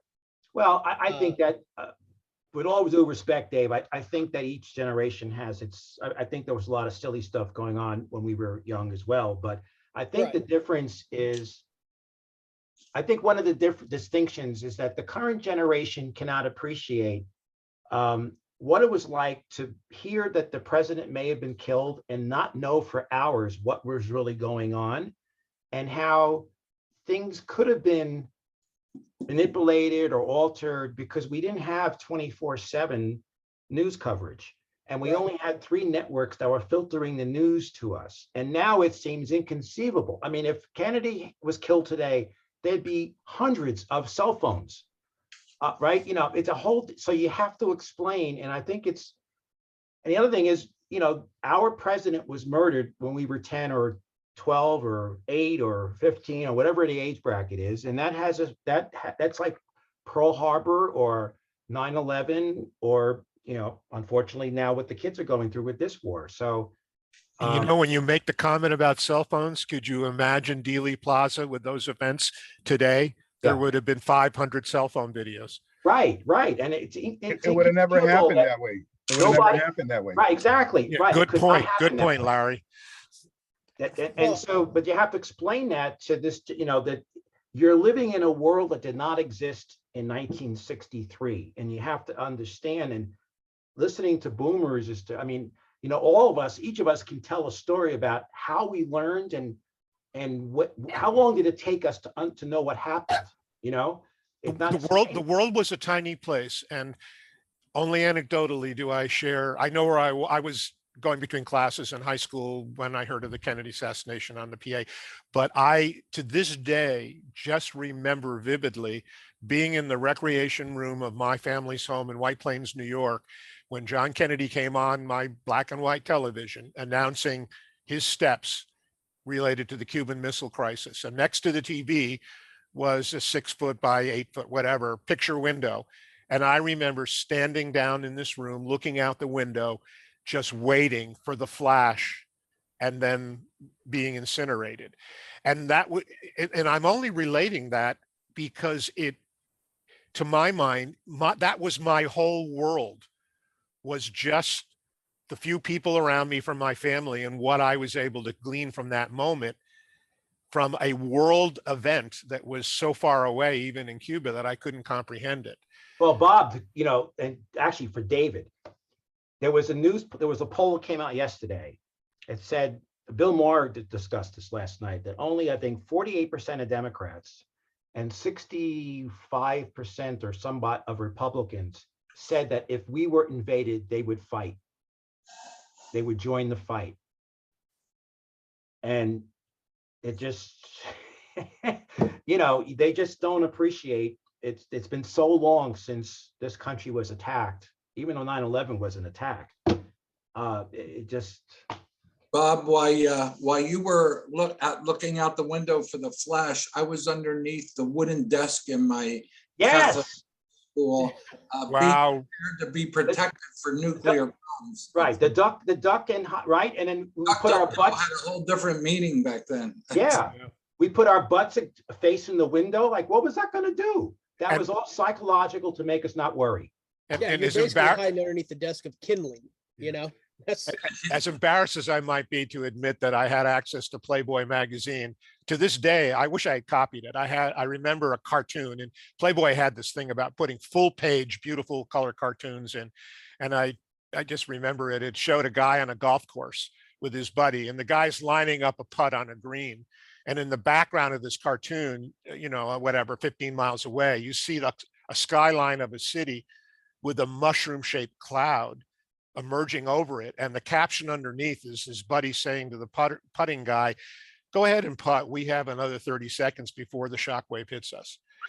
And that was the resignation to what you were talking about, Rick, is this idea of duck and cover and thinking that we were going to survive in those little shelters with the black and yellow signs, and how close we actually came to this. The world is now even a more volatile place, and the fact that we can assassinate leaders, and how many assassinations have led to wars, is a reason in and of itself, independent of your favorite forensic television show, of why I believe that the passion that all of you have for doing what you're doing still has validity. Hey, you know, if Johnson didn't, you know, we could have easily gone to World War III. If Johnson had a different feel, it would have worked. You know, we would have annihilated the world after Kennedy, because they thought, you know, he was a Cuban supporter. Well, the Lemnitzers and the LeMays of the world had, you know, they were ready to do it, you know? Yeah, but not having to go through that duck and I forgot what they used to call that, or going to the bomb shelter, even though, you know, the government knew that the bomb shelters weren't going to protect us. But that may be, you know, that's something that, I mean, I think Europe got a real shock. They had 30 years of relative peace and tranquility and economic success. And the idea that somebody would invade a country for, you know, to gain territory. I just heard I just heard a snippet of the president today live Yeah. in Europe, but he was saber rattling if I've ever heard saber rattling on behalf of NATO. So, you know, again, at the end of the day, how does it relate to what the theme of, and I'm sure every person here and all the hundreds of people, David, that you've brought in and who are not as involved with this project have different concerns at a personal and a family and a global and even a spiritual level. Ultimately, are we caring enough because we are afraid of what the possibilities might be and how close to Larry's point we have come? And by the way, the phrase was duck and cover. I mean, I remember watching the little, you know, films in class showing a bunch of kids putting their hands behind their neck and getting in the crouch position under their desk as And the other thing, I don't know, Bob, a misguided notion that that's how they would survive. the other thing, Be ready to be ionized. Yeah. I'm reading, I'm finishing up Beslos's book on Kennedy and Khrushchev, and it's amazing when they're going through negotiations. One reason that we could not publicly say we're going to remove the missiles from Turkey is because we had to go through a process with NATO, right? If we just unilaterally said we're going to pull the missiles out of NATO, out of Turkey, that would have probably sent the message to the rest of NATO that we're not going to stand up, and NATO probably would have collapsed. I think that's what it was all about. The missiles were not particularly effective. No. In fact, we replaced them with submarine. But the idea was that we could not. We could do it behind the scenes and maybe get Turkey involved in the process, but we just could not say we're going to do this. And now, what happens if Putin just put a new one? A tactical nuclear weapon in Ukraine and some radioactive cloud seeps over into Poland. That's, and I mean, does that require a response? I'm not going back to the U2 thing. I mean, so these are lessons to be learned from studying the Kennedy experience. So now all of you can put this thought in the back of your head when you have a moment of despair. You can just turn to whoever is standing next to you and say, just go ahead and putt.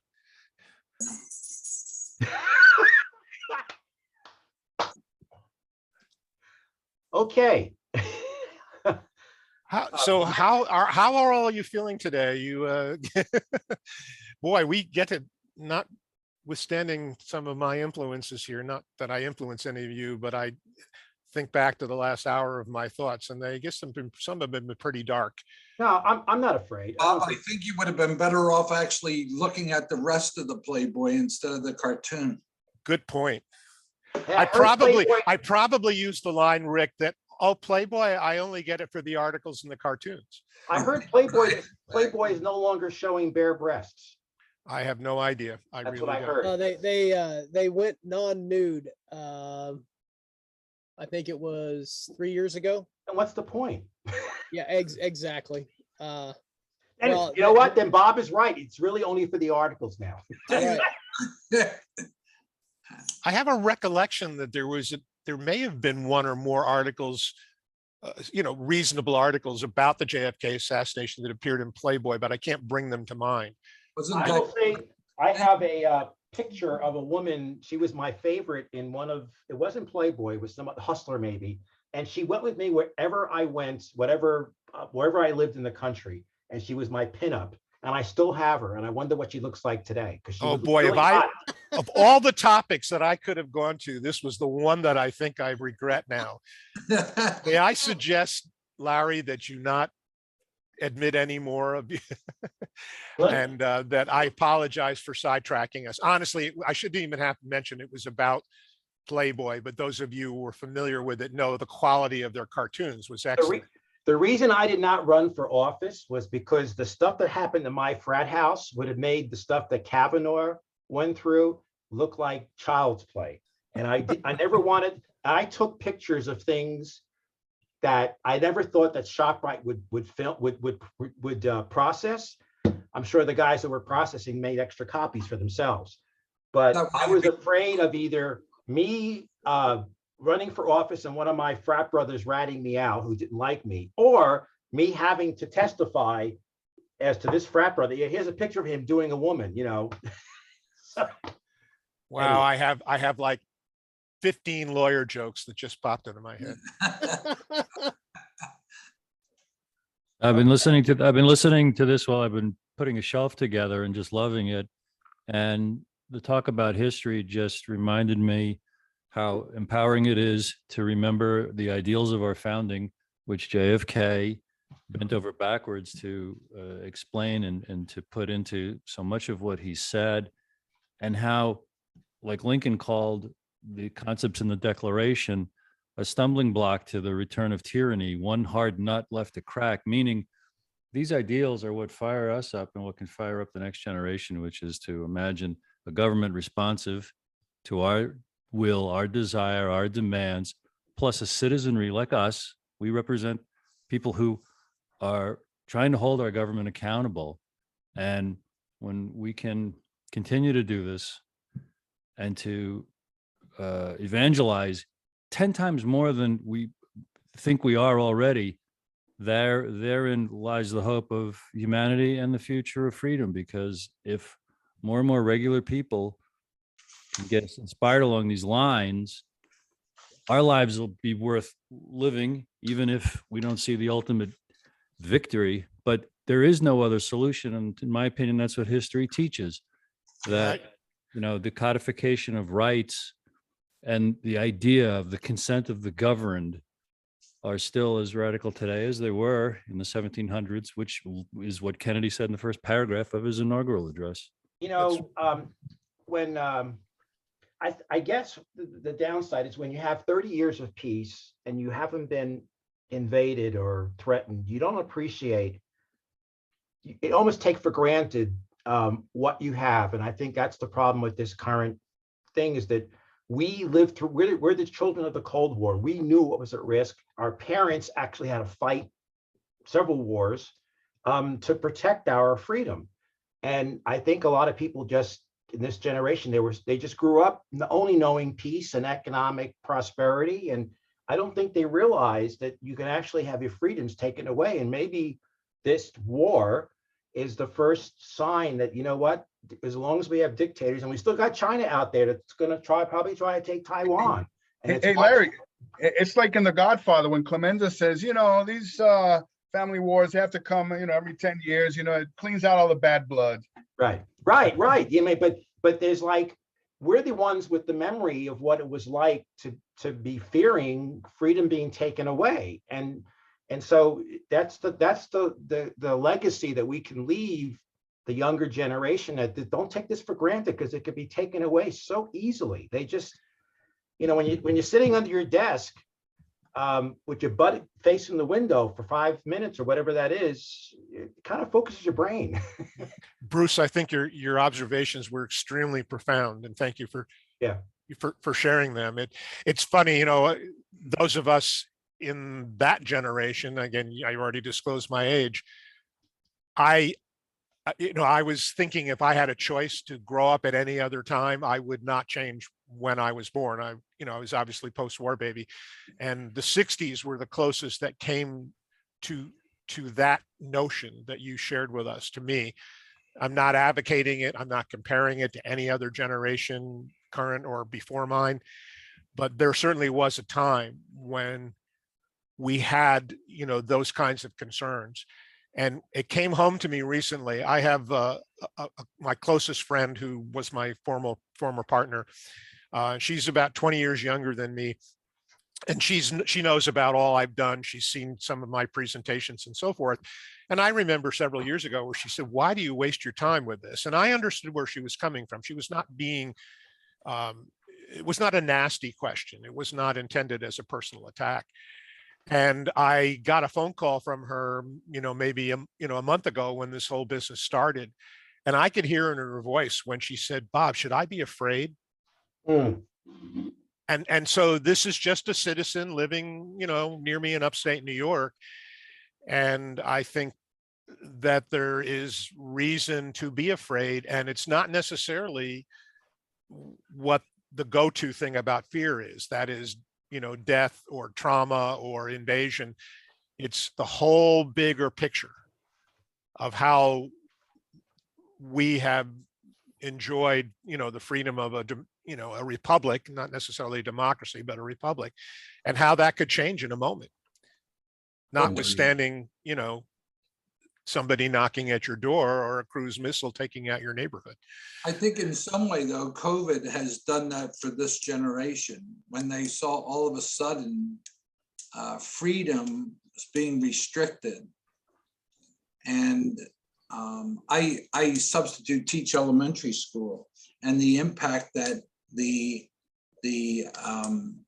way that it was handled induced fear into their lives, wearing a mask. There's still kids now, even though the mask restrictions have been lifted, kids are afraid to take their mask off in school, even to answer questions. You know, that's another fascinating history, Ed, because it seems like we completely lost any institutional memory about what happened in 1918 and 19.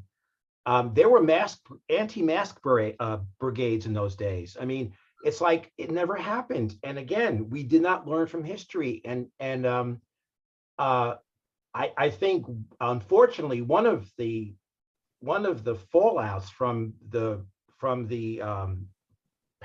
pandemic is a hatred of or anger towards government, because they overreacted and they took away our freedoms that we took for granted. But it may actually create less respect and less honor for the government, quote unquote government, and that actually might also contribute to why that poll was so low. That what am I fighting for? This government that overreacted. So just there's some interesting arguments there. Yeah, I've had some just objective conversations, and the person presented that point of view, and I said, well, usually these kinds of things, the reason we generate government is to sometimes make order out of chaos. Yep. So I said, the fact that you are required to stop at a red light or a stop sign, do you feel that's an imposition on a personal freedom versus looking at the bigger picture? And, personally, probably reflects maybe my politics inappropriately, but I have a poster on my wall that I've had for my entire life, which is a quotation from a Roman poet back at the beginning of recorded time. His name is Virgil, and the quote is, the noblest motive is the public good. So how does one square that concept with the public good with individual rights? And so that goes down a whole nother path. You know what, Bob? I think it's interesting to compare the poster you have on your wall versus Larry's. Oh, wait, I need a clarification. Oh, what, Larry Rivera or Larry me? No, you, Larry. Oh, well, let me make a clarification. She is no longer on my wall.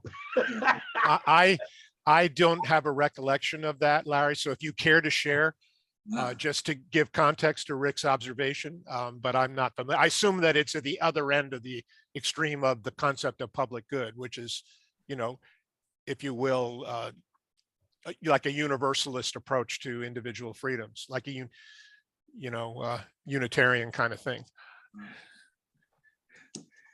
I just wanted to mention that we're talking about some videos being scrubbed from YouTube.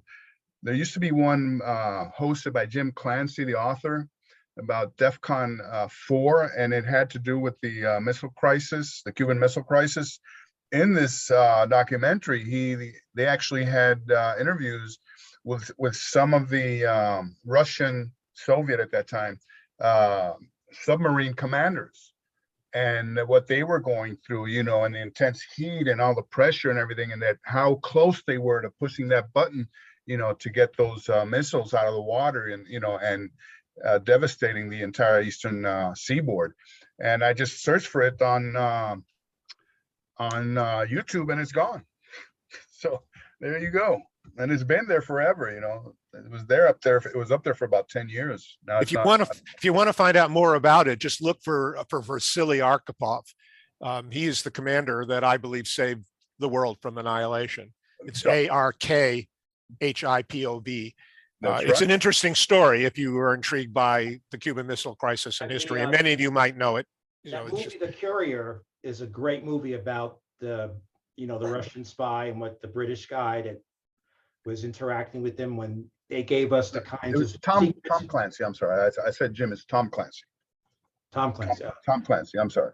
The movie The Courier talks about is about that Russian spy, Popovich or whatever, or he gave us the diagrams on the missiles so that we were able to figure out what was going on in Cuba. And he ended up getting executed, but it's a wonderful movie. As is, by the way, there's a movie out called Munich, The Edge of War, which came out in November, and it's a fascinating take on Chamberlain. I have newfound understanding of Chamberlain as a result of that movie, because it shows you that he had really no choice. The British people were not ready for war. But if you haven't seen it, Munich, The Edge of War, with Jeremy Irons plays Chamberlain. Fantastic. Okay, I just found that video. I'm going to post it here for everybody. Okay, yeah, I found the video. It is on YouTube. My bad. It's DEFCON 2 Tom Clancy. That's what it's under. Let me get this up to you guys. Find a participant. While you're doing that, I'm sure most of you had the chat open. Mark had pointed out to all of us that he remembers an interview with Jim Garrison in Playboy. I don't recall that. Keep going back to Playboy. What are you trolling me? No, I'm just repeating a phrase that's in your chat window, and I think you want to see the girl. That's what it is. You want. I haven't subscribed to any magazine other than Consumer Reports and an amateur radio magazine in 20 years. So, well, that means you could have seen her because it was 40 years ago. Anyway. Well, speaking of movies, I'm just going to throw this out there. I don't have a release date yet, but the new movie Blonde, which has Ana de Armas, is Netflix's first NC-17 film. Now, that's not saying this connects to the Playboy or Hustler, but now granted, this is a fictionalized film, but it's going to deal with Marilyn's life. And I know there's some Marilyn Monroe buffs out there. I wonder how they're going to deal with the Kennedy. Well, they spoke that they're going to have a portion in there with JFK and Marilyn. I don't know if Bobby's going to be involved in that or not, but like I say, they don't have a release date yet posted, but I'm interested in seeing it, not just because of Marilyn, but Ana de Armas is hot. So yeah, want to check that out. But there's a new offshoot movie that's coming out with Marilyn. So okay, we're still going down that rabbit hole, I guess. Yeah, well, not only that, but Carl Oglesby, who I knew pretty good back in the day, he wrote a lot of articles for Playboy. He was he wrote a few books on the Kennedy assassination. He was a good researcher, I thought. But he had some interesting articles, and I know that if it wasn't because of the topic the way it is with the JFK assassination, especially back in the 60s and 70s, there was a lot of mainstream magazines that would not put out articles, so to speak, by the researchers, and it led people to post articles and write articles for Playboy, Penthouse, and Hustler. So even though they were adult men's magazines, it was a place to get articles and information from that you just couldn't get through People, Newsweek, Time. So, I'm thankful that I have a lot of those articles, and you can find them. It wasn't just because of the Jackie O issue, which is what saved Hustler magazine back in the day, but there was a lot of great great articles that was written for those magazines. Seriously, that's the only I would buy those magazines when there was an article in the Kennedy assassination. And I was worrying about Lisa, since she was the only woman on this call today. So I'm glad we didn't offend her. Yeah, thanks, Lisa, for being with us, and don't have too much fun at work.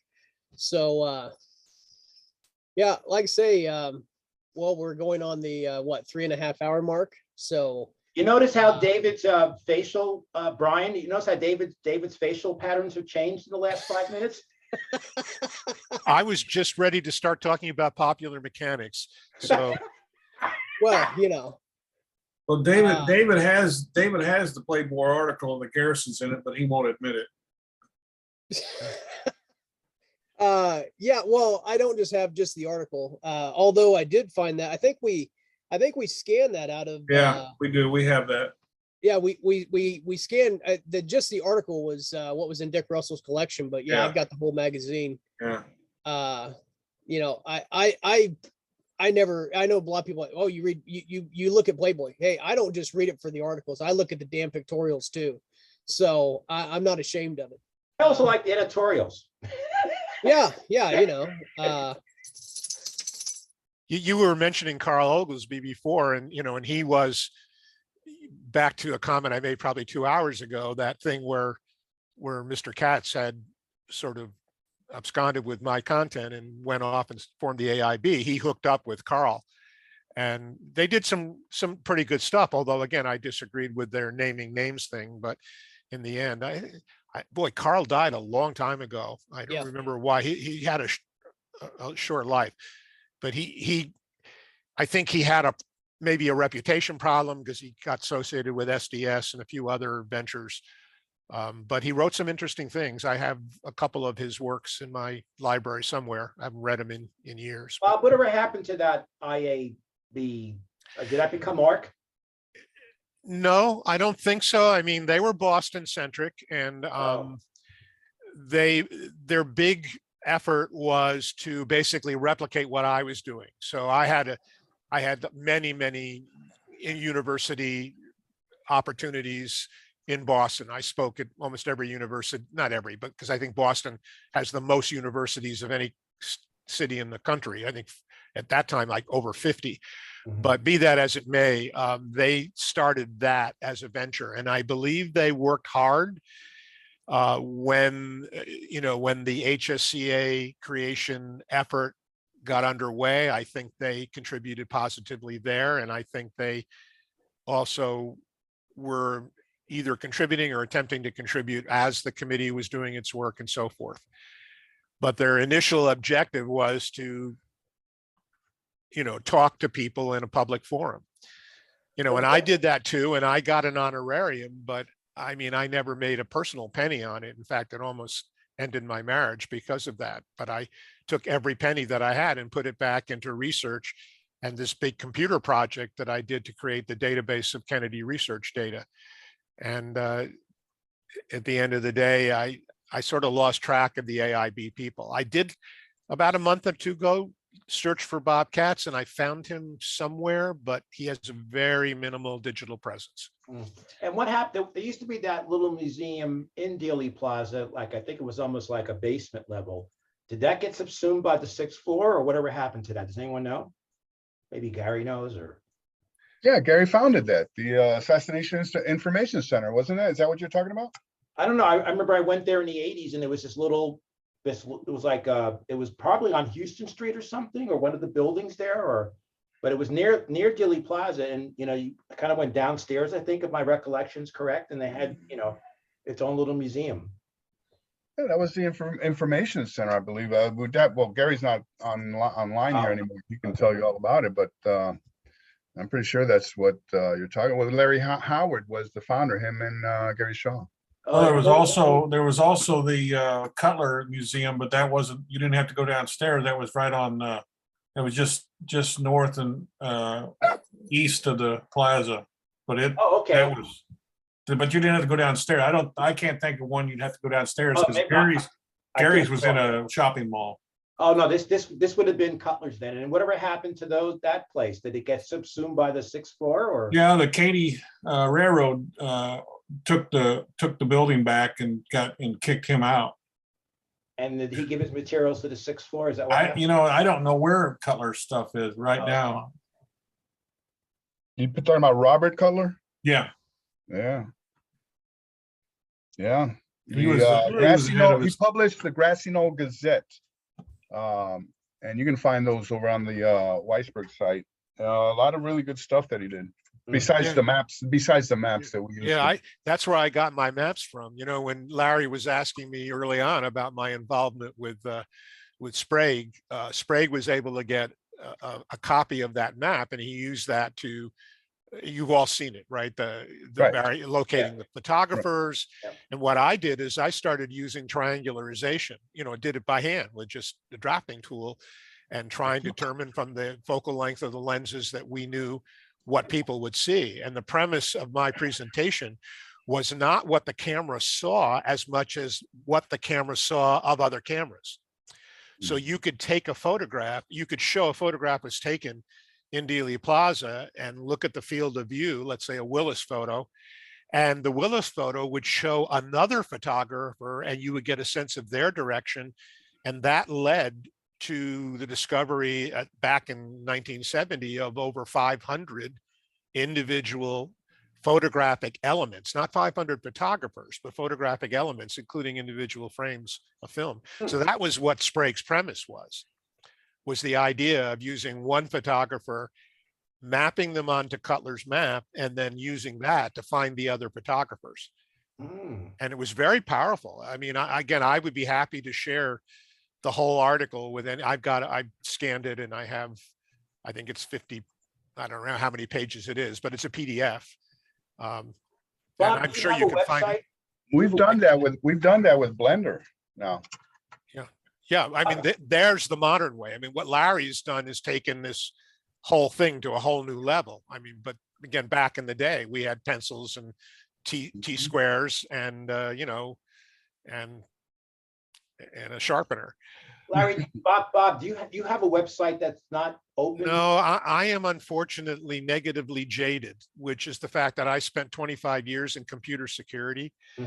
And I had the unfortunate experience of picking up the pieces of people's personal and professional lives who had been abused by the digital world, sometimes through naivety, but whatever. So I've just simply kept my footprint fairly low. I mean, the idea that David is recording this and is going to put it on his website, there's a little part of me that says, oh my God, what am I doing? Bob, don't even plug your microphone in because you already have, run of the mouth disease.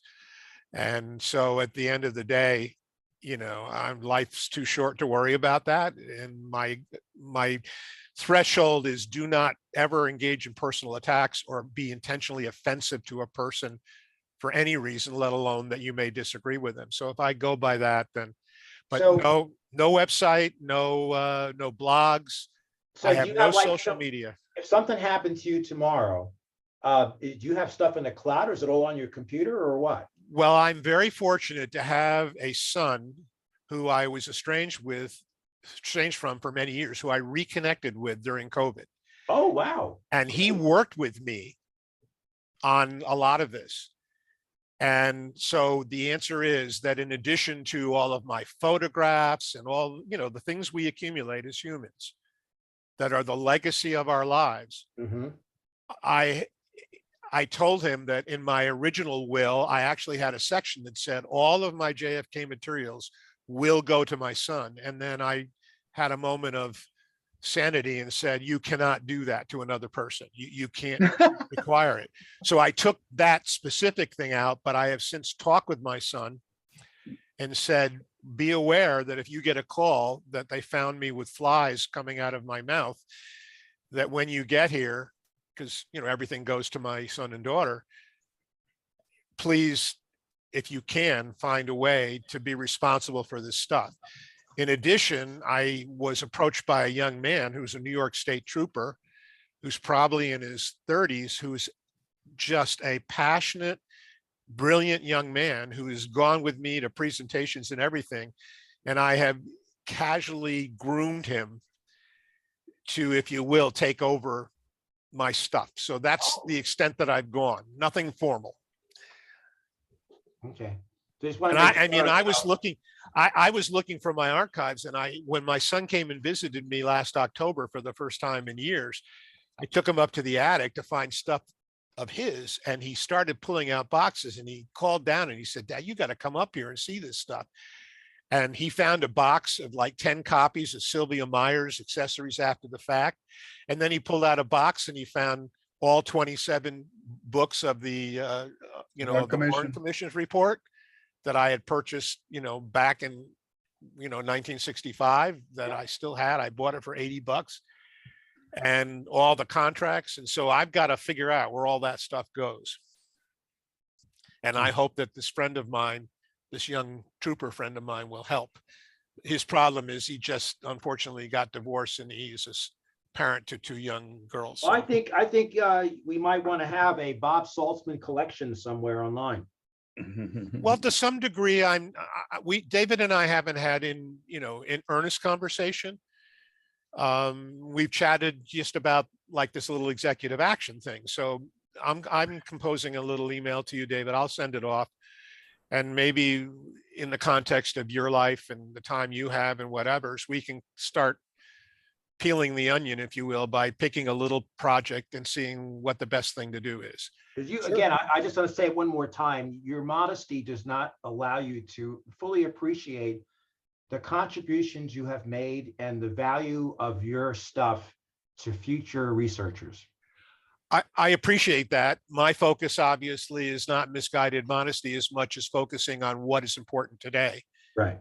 And at the end of the day, I've talked to David, I could give these little presentations about, things I've done in the history, and they may be of historical interest to some selected people, but do they in any way further the cause that I believe keeps the current group here of 16 people engaged after 4 hours?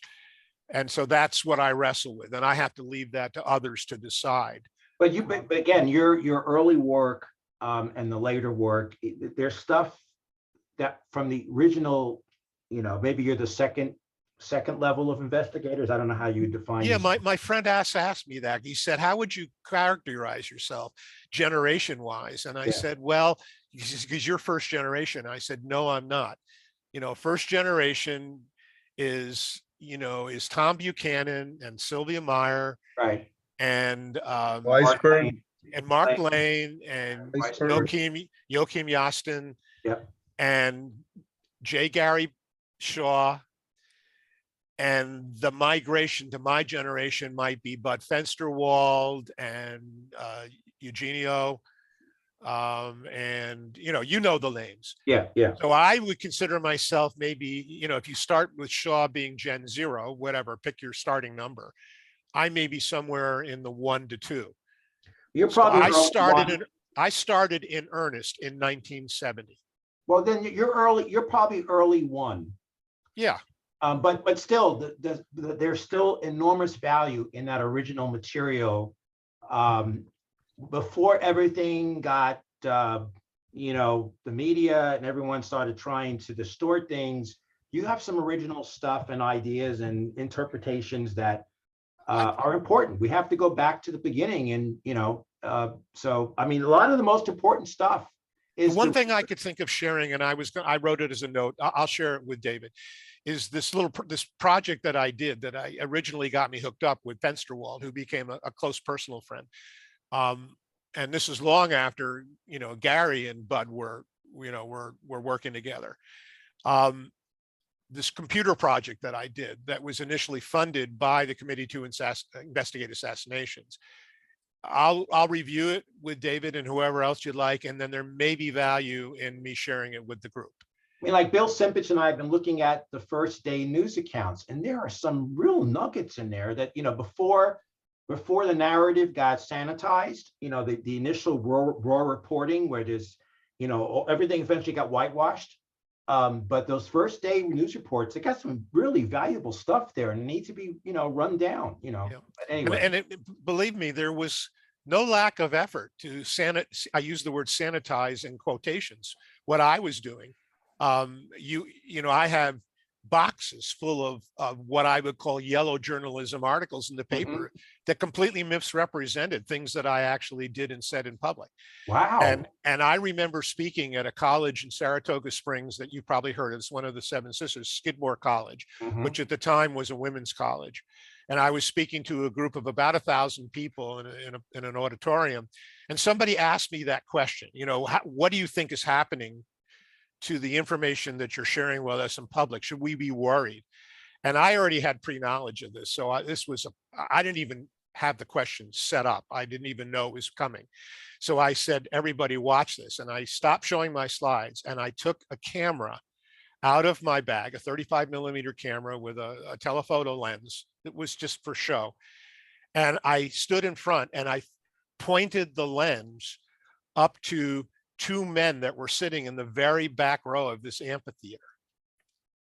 And people were, I was doing it for the drama, but they were genuinely confused about what I was doing. And then I said, folks, look around, follow my lens.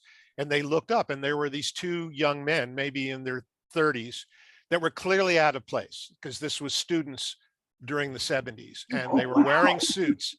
And I walked up this amphitheater and I looked at these two men from a safe distance away. And I said, ladies and gentlemen, I'd like to introduce you to, totally as immodest as it sounds, my current FBI handlers. And they looked at by me, the shoes. They Confirmed looked by the at me, shoes. they looked at the group, they looked at themselves, and they got up and walked out.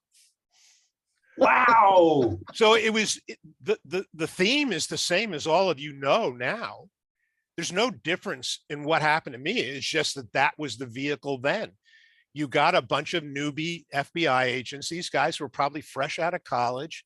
They were starting their careers, which I lauded, and they got this assignment that they said, you really have me working at night. And the SAIC probably said, guys, you want to be an agent, you got to do, the menial stuff. We got this guy, he's whatever, just go out, watch him for 2 hours, or in my presentation was actually 4 hours, and write a report in the morning and submit it to your boss. Did you ever do a FOIA request on yourself? No, I've done FOIA requests, but never on myself. I'd be curious what's in the records about you. I have no idea. You never thought about doing that?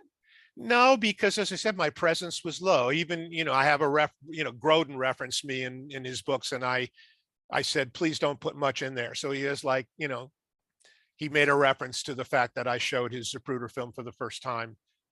That's where Gary Shaw saw it for the first time. This first generation or second generation copy was at this conference at Georgetown in Washington. And that's the only reference that I've seen. Wow. I've never even Googled myself. Do you know that? I have never Googled my name ever. So for someone from your background, it's so curious that you didn't do the latter, and it certainly would have thought that you would have been curious to see what the government had on you by doing a FOIA request on your name. Well, maybe. And didn't so wanna I'm doing know, huh? something I've never done before. I just typed in my name. The first thing that came up was my Facebook account, which I don't sign into. And the second came up was Dr. Robert Saltzman, MD, Lansing, Michigan. The third thing came up, which is something I do. I'm a course developer at a college and I teach, and a bunch of other things that are all nondescript. Nothing on the first Google page that references me associated with this particular interest. So you've accomplished your goal. I think so. I wanted to mention here that you guys were talking about first generation researchers. There's a book that was published by John Kellen. Kellen ran the Fair Play magazine on the internet for so many years, where a lot of researchers published their work and everything. He wrote a book called Praise from a Future Generation. And in that book, he has all the stories of all the first generation researchers, Ray Marcus. There's so many, including women. You have to go. He mentioned Sylvia Marr, but you also have to go with Shirley Martin, Lily Castellano, and Mae Brussel. Yeah, Mae Brussel, of course. And you've got David, who's working. Maybe he can just give us a little peek on that documentary that you're working on Beverly Brunson, because that really interests me very, very much. On her contributions. Now we are recognizing. We're right up there with all those other people. Yeah, Beverly Brunson is, I would put her in the category of unsung hero. Well, yeah, and I know I didn't know anything about her until I met Larry for the first time in person, and got a copy of the book, the JFK Horseman, and I did a show, another internet program with Larry. I was invited on as a guest.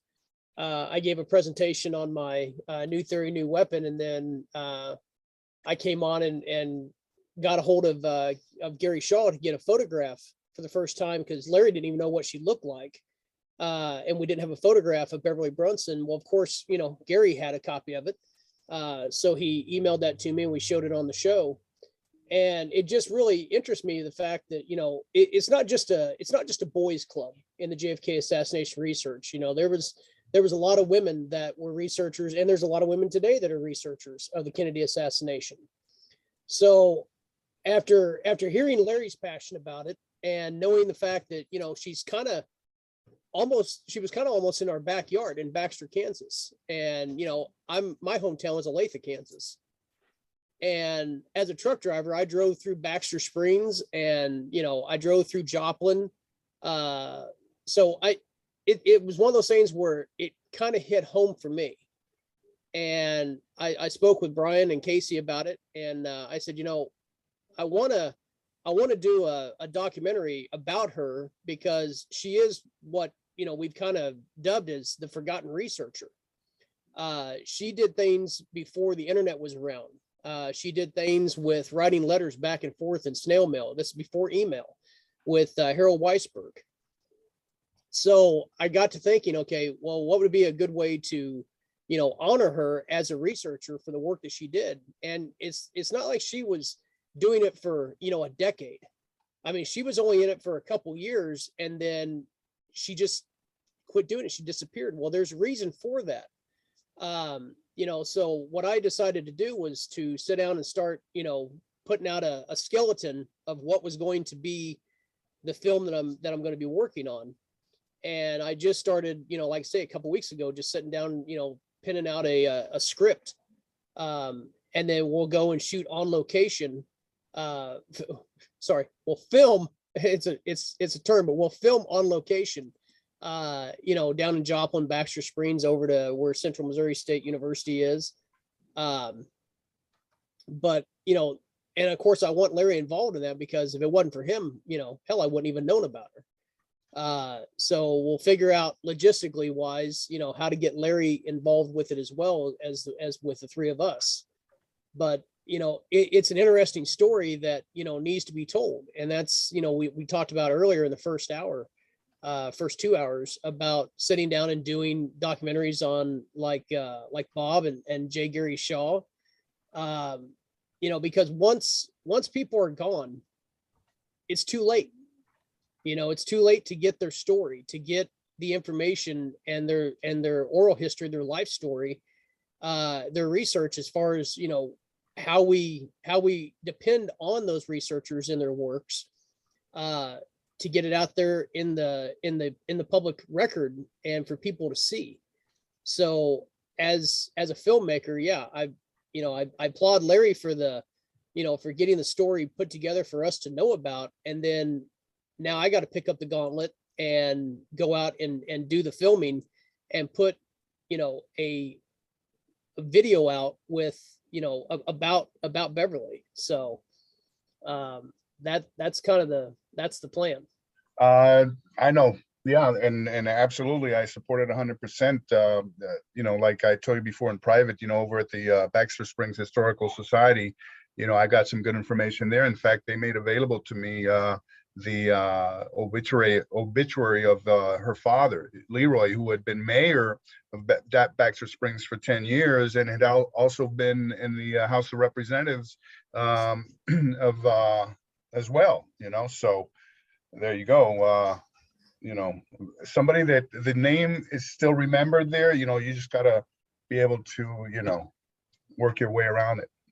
Yeah. So right. Everybody got to go now. Yep. Well, yeah, we're approaching 5 o'clock Central Time here. So we've been going 4 hours. I think we can bring this to a close. But, you know, I think we've had a lot of great information shared today, and I appreciate the 14 people we still have in attendance. I also want to put out there that, you know, number one, you know, if it wasn't for the people that, you know, show up for the meetings and the people that view us in replay on YouTube and on our website, you know, the show wouldn't be a show. It wouldn't be, I understand it's a meeting, but it's also, this is where we get a chance to come together and talk, discuss things. Sometimes it's an offshoot of what we, start off with the JFK assassination research. But this is where we get a chance to come together other than strictly conferences. And not have to wait for conferences once a year. Exactly. Now, speaking of conferences, I'm going to put it out there again. We are having a conference Segue. in Ole, Illinois. It's going to be April 8th and 9th. So it's just less than 2 weeks away. And again, the details you can find on the website at projectjfk.com and the JFK Historical Group website, which is David Ditton's group. But we will be in person and simulcasting through Zoom. And of course, if you come to Olney, you get a chance to come into the conference for free if you want to make the drive or the flight. But if you don't want to do that and you want to participate on Zoom, it's a hybrid. So you'll be able to not only see it, but if you have questions for speakers as time allows, then you'll be able to interact with the speakers that are live in person. And we're going to have some speakers on Zoom. So you'll be able to interact with those as well, as long as they're doing Q&A. But the tickets for that are $40. You can go through projectjfk.com, click on the events tab. You'll find the Eventbrite button that you can click on and join in. And with that, if you like what we're doing, definitely watch us on YouTube, hit that subscribe button, and leave some comments. Tell your friends, family, co-workers, whoever. I have two quick questions for you. Two quick questions. There was a question in the chat very early on when you first announced the conference, and I don't remember whether you answered it. Is the content going to be made available for purchase after the event, either on a memory stick or on downloadable? Yeah, we're going to have the videos available for those that can attend either live in person or on Zoom. Depending on time wise, I'm hoping 30 to 60 days will be about the time, if not sooner. But they will be available. I know that most of his conference videos have been put on Vimeo where you can rent or purchase. I've always done things with flash drives or with DVDs. I've gotten away from DVDs just because, it's easier to just send out on a flash drive or have a digital copy that people can order, and we can send it out, that way as well. And then you can just download it to your computer and put it on your own flash drive. So I know I'm talking and kicking things back and forth with David to find out, which way we're going to make them available. They will be available. I do not have pricing just yet, but we'll make it as affordable as we can. And that way, people will be able to get their own personal copy of it. Okay, and the other question is just quick, and we can talk offline if it's too much.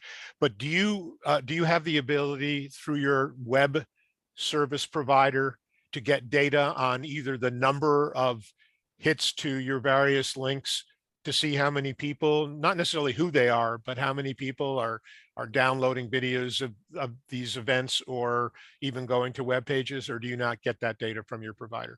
Yeah, I get the analytics from GoDaddy. Okay. They don't actually print them off and send them out, but I can call and I can request it, and they'll look it up right then and tell me, as far as how many people are. I'm a big analytics guy, just like on YouTube. I like to find out how many people are watching, how many times they're viewed, if they're watched, 100% or just a certain amount of time. And I check that stuff regularly, just like I do our website, and I concentrate on, hits as well. To find out, where we're at in our categories that we, that our website's in. So yeah, I definitely check the analytics on things. David, I have one question for you additionally. If you spend the $40 to attend via Zoom, would that entitle you to the future downloads or Vimeos or however you decide to make it available? No, I know that, this is, as far as I know, this is the first time that we've done a hybrid at the college. I know we're making the price, if you go to, like, say you did the Dallas conference, that's the ones I used to always film, and then we'd make available the films later on. It will we're trying to keep the cost down so you can see it live. And the most important thing about seeing it live is you get a chance to interact. Right. Instead of just watching it and then you can ask questions. The chat feature will be turned on so that way you can communicate with speakers and with other attendees. So I personally, I think that's the best way to view it. But then again, you may want to go back and watch a presentation again. Yeah, that's what I was thinking. If you want to go back and watch it again, or, you know, in case you missed something. Or... Yeah, absolutely. And I know that, you know, if we do it through Vimeo, then I know the rental cost, because I think you get a chance to watch it for like 7 days once you rent it. If you purchase it, of course, you can download the copy and save it to a hard drive. And I don't have the full details just yet about which way we're going to do that. You know, obviously I'm going to have them available for flash drive. Yes. No matter which way we go with it. But if we do a streaming service where it's available immediately for download or viewing, that will probably be added on as well.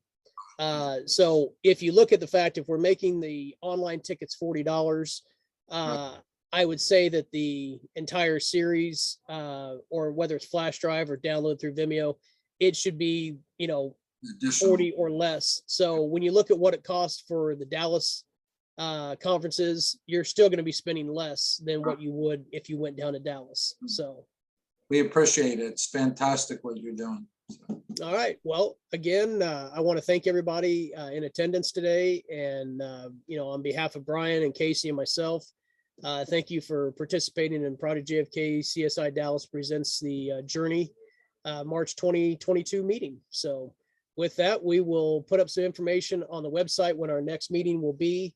It'll be sometime in April, but it'll be after the conference. So probably about the 3rd or 4th week of April. And we'll get started back on the Spotlight series videos as well. So thanks, everybody. Have a great weekend. You too.